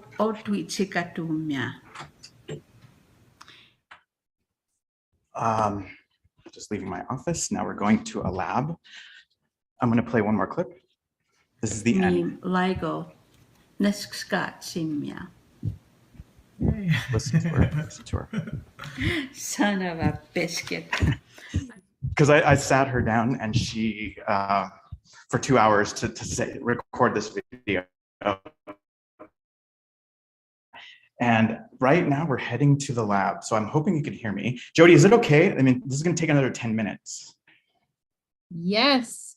Okay. I'm just really impressed that you are walking and presenting at the same time. This is a boot scrubber, so we have to be clean in the lab. So that's what I'm going to do right now. Clean my shoes. And it's a little loud because we have clean rooms going on in here. This is the lab. This is a laser lab in here. Do you want to hit stop share so we can, instead of your presentation? Oh, yeah. Let me do that. Thank you. Mm-hmm. Right. I guess I have to do that. I'm going to have to put some clothes on. So if you want. What? Do you want me to stop your sharing? Yes. Thank you.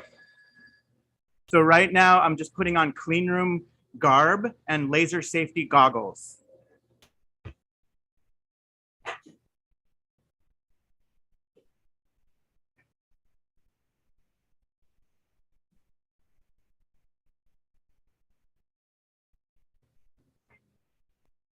Hi.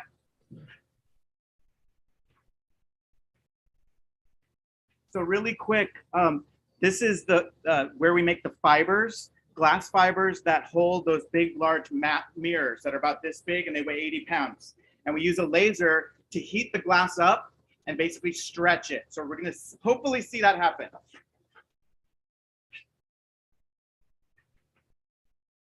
The light that we use is infrared light. And so you can't see it with your eyes, but it's very dangerous. So that's why I'm gonna put on these goggles.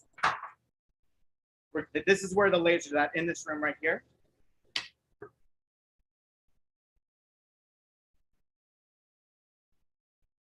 Okay.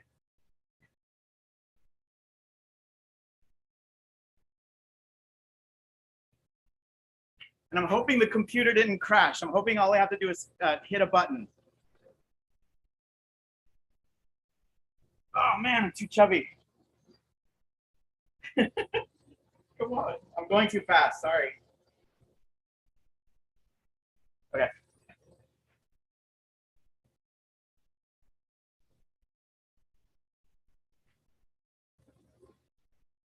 Okay.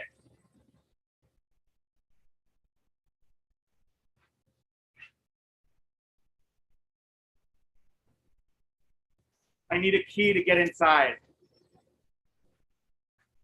And I'm hoping you can hear me. Yep, we can hear you. Okay. Oh man, I hope this computer didn't die. Okay, good. Sweet. Okay, really quick, I'm going to show you what happens. Oh, I need some. Do I need goggles? Yeah.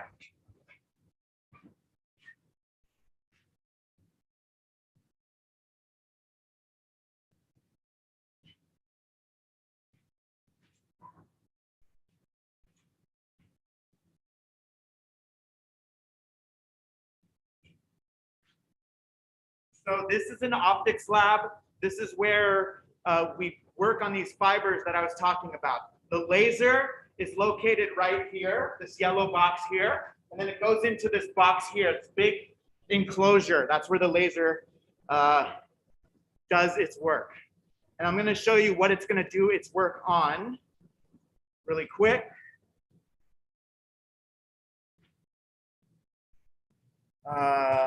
Yeah.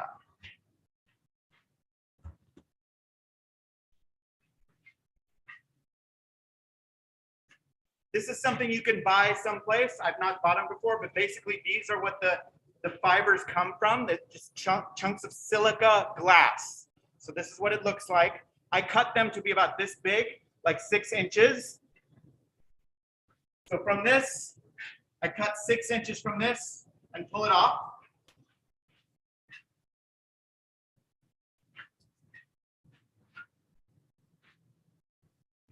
And from that glass, I get this.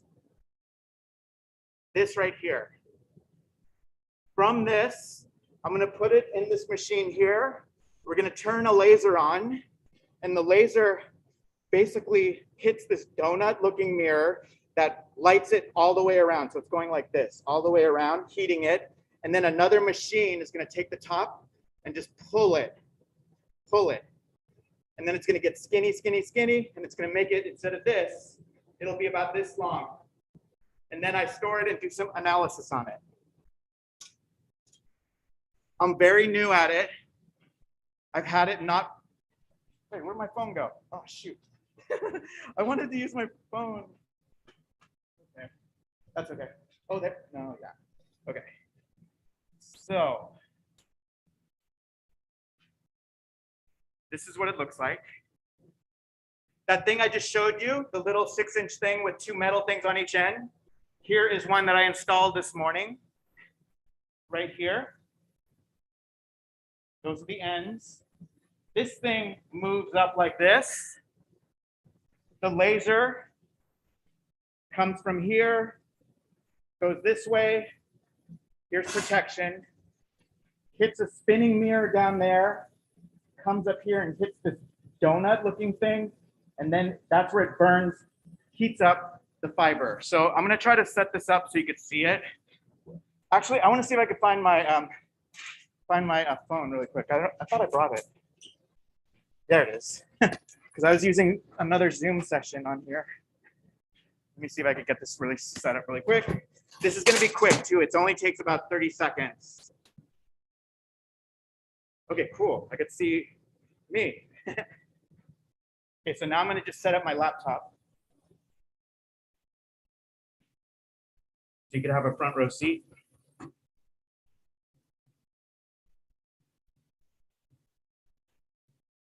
Let's see. There we go.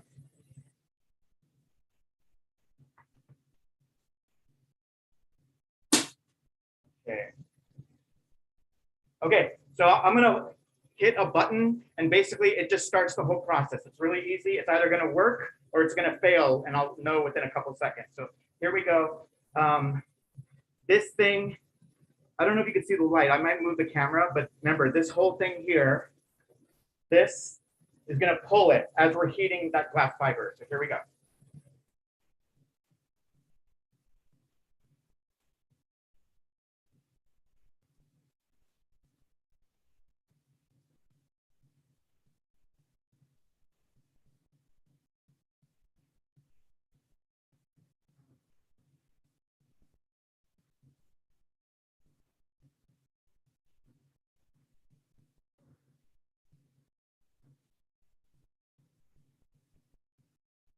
Good.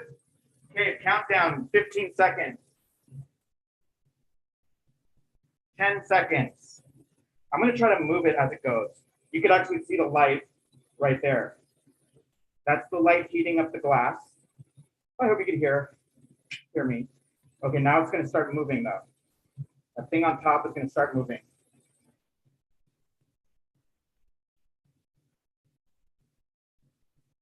Hopefully, or maybe not.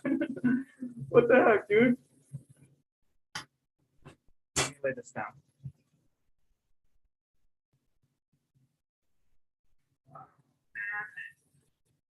Okay, I'm sorry. Okay. So basically, the light is heating the fiber, but it's not stretching it. So I think it's the computer. The computer's so old, I'd have to reboot it to maybe make it work. But I could show you what it looks like.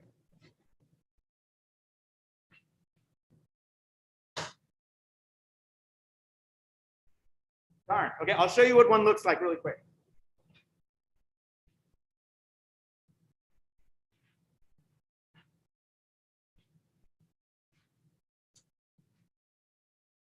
I need to turn the laser off too, so sorry.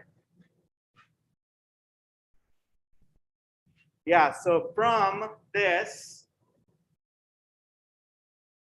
we would heat the glass here radially and then pull this up. We would pull that up to get a pulled fiber like this. You could see the ends kind of look like something we just saw, familiar there. And then you could see the thickness, how thin it gets.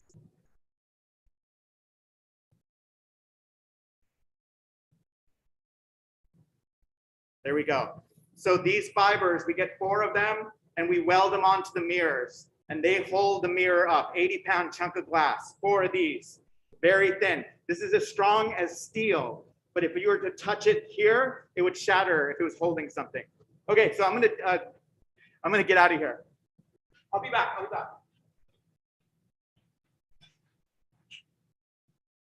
Okay. Okay, laser.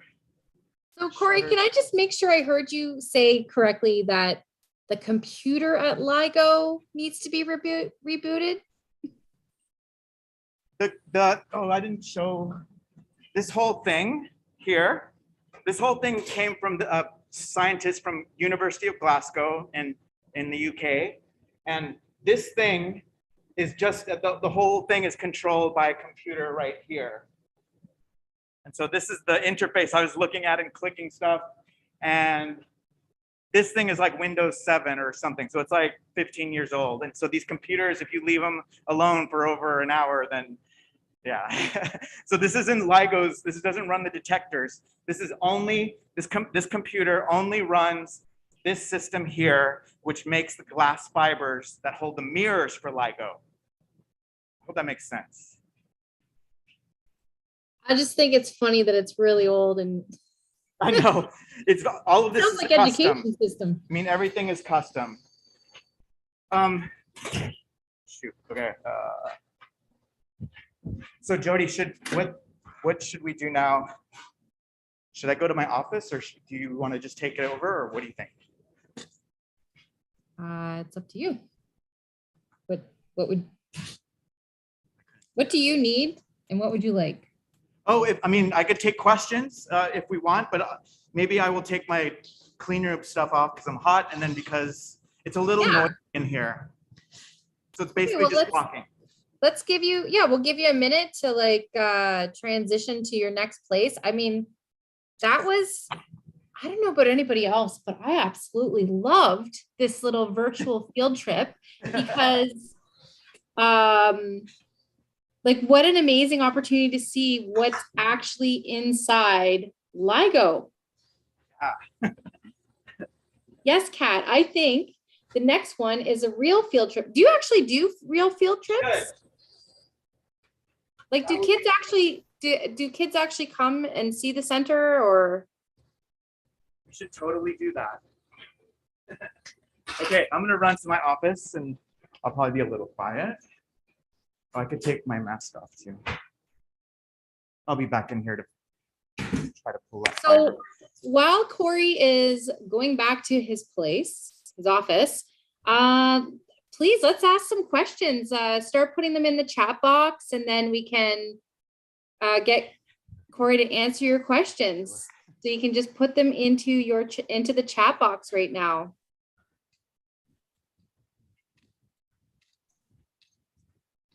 I will say, MacGyver, I used to have a secret crush on MacGyver. I am also pretty much near your age of wisdom. Okay, I'm back. Sorry about that. It was a gamble, Jody. We tried. We thought maybe it would work, but that's how it goes. This was incredible. Even though it didn't like actually pull the little thingy, it was incredible to actually go and see inside the lab there. That was really exciting. I've just barely gotten trained on this, so I thought it would be cool to at least try it. So yeah. But yeah, I'm available to answering questions, or we could just move on to, or you could take over, I mean. Are there any questions?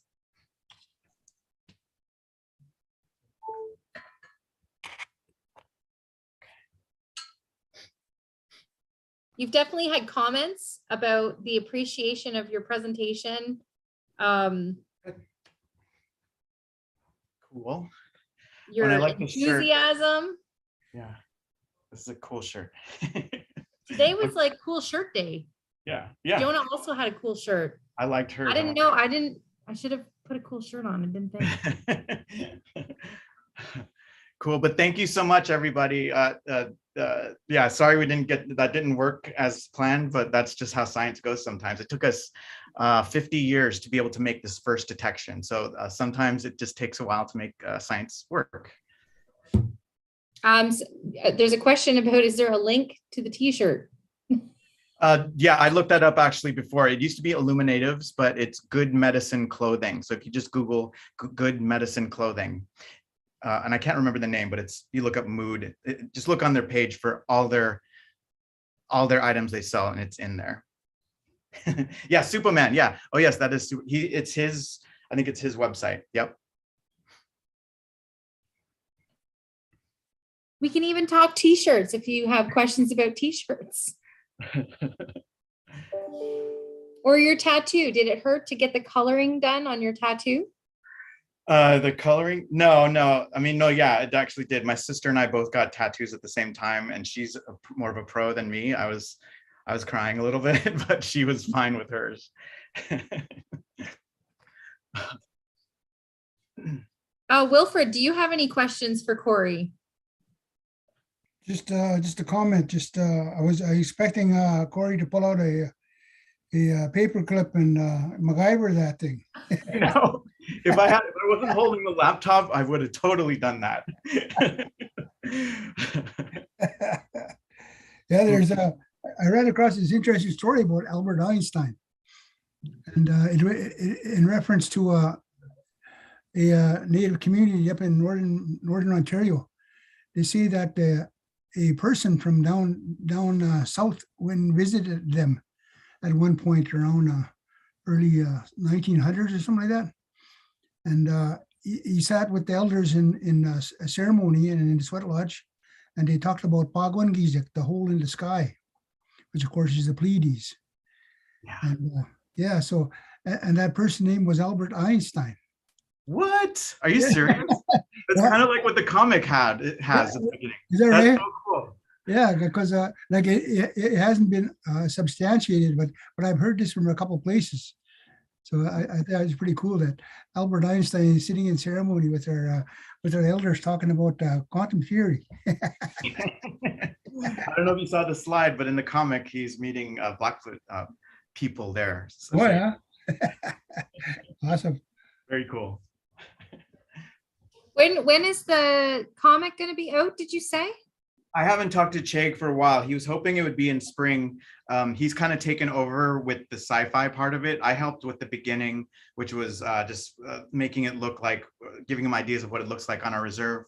And then I got friends who are teachers in Siksika to send pictures of what classrooms look like. So I helped on that part. And so, yeah, I don't know where we're at yet. I mean, where we're at now, but hopefully it's coming up soon. He has several projects at the same time he's working on too. That's so exciting. I'm going to put Joe Ross back on the spot. Joe, did you have any questions? One scientist to another? No, I don't have any questions. I was just amazed. I love the tour. Cool. That was awesome. Like every minute of it was totally cool. Oh, good. Okay. Whether it worked out or not, it's still seeing the end product was awesome. I was most interested about, actually, I did have a question. You said the light was heating up the glass. Yeah. How does that work? I'm a little confused. Yeah, so the light there's a mirror on the bottom underneath that I didn't really point out because it's spinning so fast, but the light on the bottom is hitting another mirror on the bottom, which reflects, it's shaped like this. So the spinning mirror hits this cylindrical or donut looking mirror, and then it goes up, and then it hits another cylindrical. These are the gold donut things that we saw, the gold things. Ah. Donut on top is also, similar shaped, angled like this. So you had this basically a cylinder of light coming from the bottom, hitting this other thing, and then it all hits that piece of glass, like from all angles, heats it up. That's the light that I hope you saw, that was heating up the glass. And when it gets hot enough, you can pull it. And then that's how the whole thing was supposed to work. Cool. That's cool. Yeah. Just incredible. Before we go back over to Wilfred, this is the last chance, kids, to ask a question. If you ask a question, your name gets entered into a draw. They're just blown away. Yeah, okay. Cool. Yeah, wow, that was amazing. That was pretty cool. Yeah, that'd be awesome to have students go through a tour of that. I'm sure that would stick with them for a while. Thank you so much. I'm gonna mute. Yeah. So on September 24th, 25th, and 26th, in the new moon, we'll be in Kananaskis, and Rob Cardinal will be there, myself, and we're going to be doing what we call the Teepees and Telescopes gathering. We're going to be viewing the night sky from the Rocky Mountains. We're going to have telescopes out. We have sweat lodges available for people who need to sweat. And we're going to have people from NASA. And hopefully we're going to have you there. Okay. Wait, Wilfred, have you been there to Kananaskis? Yes, we went there in last December, and we had a ceremony with Casey Good Striker, I think his name is. Good Striker. That sounds familiar. Yeah, and a couple other elders there. We had about 4 of us. We did a pipe ceremony there just to get things going in a good way. So Awesome. we're going to be setting up lodges there during the summer. Ooh, so maybe I'll see you there then. Oh yeah, awesome. That'd be great if you could. Yeah, so I just want to, before we close off this amazing day, this was totally awesome. I just want to thank everybody for listening, and I'd like to especially say special thanks to Kat, to Joe, to Corey, to Johna, to Jody, to Doug, to Catherine. And it was totally awesome. What transpired today. I learned so much about what was going on. And I want to thank again, always thank Jody for all this awesome work that she does and getting all these people together. This is great. These students are just awesomely lucky to have people like Jody and her people working on these things. So with that, we're going to say thank you very much, my relatives. And we're going to turn it over to Doug and Catherine. Just before we do that, okay, we have this name wheel we're going to spin. Oh yeah, you got your big wheel. Oh my goodness, Sherian, look at your background. Driver. Oh I felt like it was my contribution to the day. Okay, so here's what we've never done this. I don't think we've ever done this before, where we threw names together as they were coming up. So Sherian, you're incredible for doing this. And what Sherian's going to do is, so she's recorded the people who have contributed today and asked questions and all of that. And so she's going to spin the wheel. And Can then you see the wheel? Yes, we can see the wheel. And then what we're going to need is, for whoever name it lands, you're going to have to either like direct message, or remember the email we shared earlier, sherian.burn@dpcdsb. We'll put that in the chat one more time for you. So you can either direct message in the chat, or I guess private message, or an email, because when we call your name, we're going to need to know, where do we send your gift, your prize to? So it's a box, and it's got a bunch of goodies in it, including some stuff from Wilfred, some pretty cool, a poster that Wilfred now has too. So are we ready, Sherian?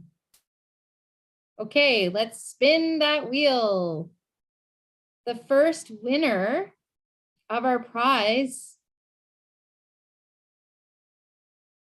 Ethan. So Ethan, you are a lucky winner today. So if you can send your email to Sherian. Okay, next, let's go to the next one.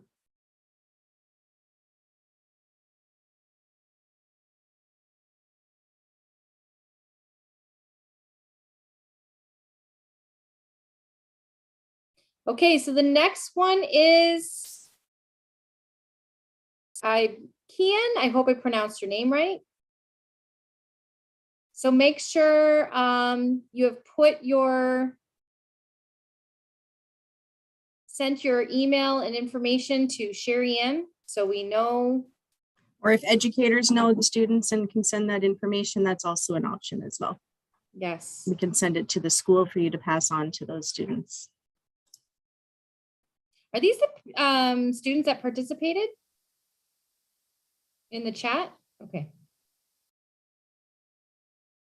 Or are these the list of, okay, so Amy C. Amy C, you are a winner. And I think we have 3 more to go. We have 6 prizes. So Amy, make sure you send your information.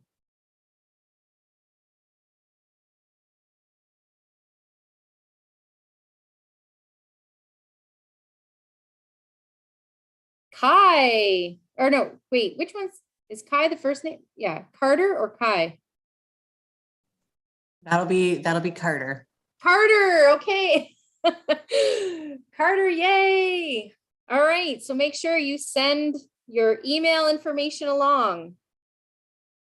Okay, and then here we go again.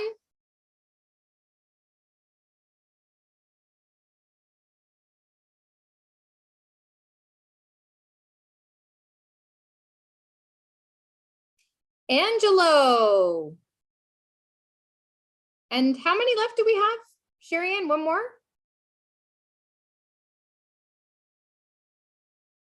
Okay, so I think we have one more potential winner here.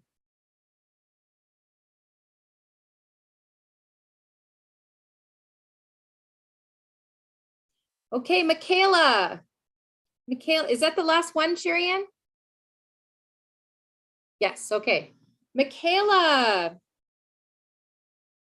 So, so please make sure send your emails so that Sherry Ann can get those prizes, the gift box prize package to you, and we will get those mailed out this week. And thank you, Sherry Ann, for your digital skills there. So I think now, now we'll turn it back over to Doug and Kathie, who started us off in a really good way today with bringing forward words in Anishinaabemowin. We'll bring it back over to Doug and Kathie.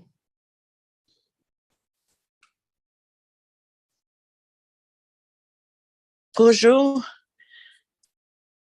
Zobnesik digo beba mon kutu kendigo gaga shashi kendigo most of them metel.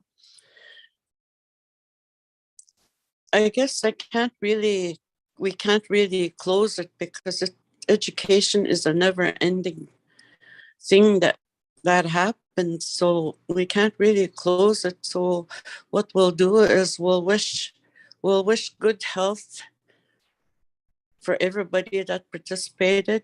And I want to share something. I was raised by my grandparents, and the very last teaching that my grandfather gave me, he was 81 years old when he passed, and he said, I want you to promise me one thing.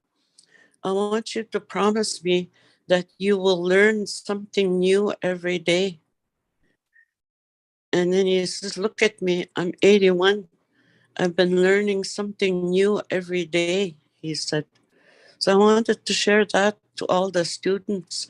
And for me as well, listening, it's been a learning experience for me.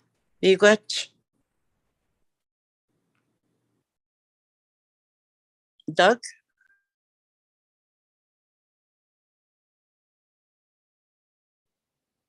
Bonjour. Omas kozons disnikas. Meskogi ni winini yendigo. Makondo dem. Ni ya kina ki ai gitat manungum. Kichimi wech kinonde nim. Kichimi wech kinonde nim where kina magik. Ungweke abinucha kabe bisinta moat. Abchunishin where Jeniken daswat and Ishnabensak. Dab school I could call Wilfred. I could open cabin no cheat. Dab school any new ways when I boy on getting. Kangeui Kendasin, Ginigo, Angeui Kaiga Kendasin. Me ya be Niguan getting Gavin no cheat. Where does our cuisine I scoy I Netamai Gitan. Tap Missemagat, Tanyang Guimagat, Tiganimenoya, I mean, Mashkikuni mini woman, Chinanan day this wing, Mashkikuna Amagatun, Chimikaming, Ando Bomaya Chai, Igananando Egu, Kanin no main the squawkus, man in the shy, Ginanando, this Kanin, I Mashkikungi Naskanan. Bonjour. My name is Doug Sinclair. I come from the Ojibways of Onigaming, and I want to thank the presenters, and I want to thank all the students and Jody and the crew and Danse, Wilfred. I just wanted to reflect on what I said in the last of how important we treat our little ones.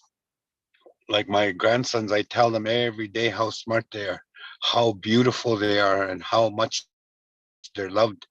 And as growing up, we didn't get that. We were told going to residential school, day school, we didn't get that. We didn't get that learning. We were told our culture was no good, and they were wrong.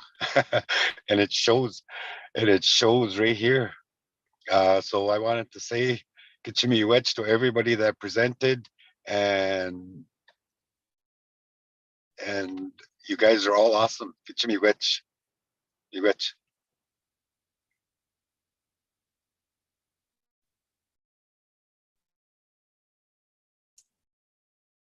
Thank you very much for this awesome day and those awesome words, and what everybody said during the whole day about reflecting back and reconnecting to your culture, reconnecting to your language as a firm basis where you can move forward and you can do anything possible.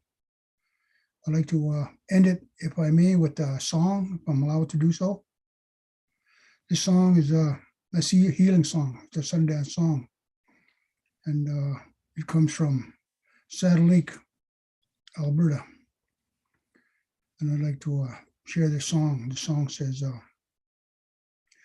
"Oh, day spirit, Father above, bless us and heal us." It goes like this.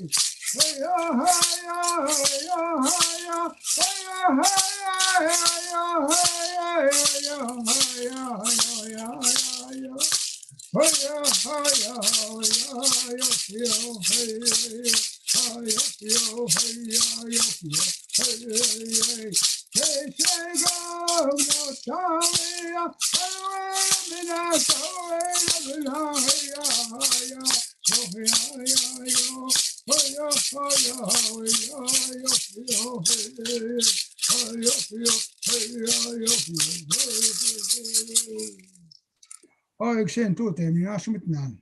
Ja.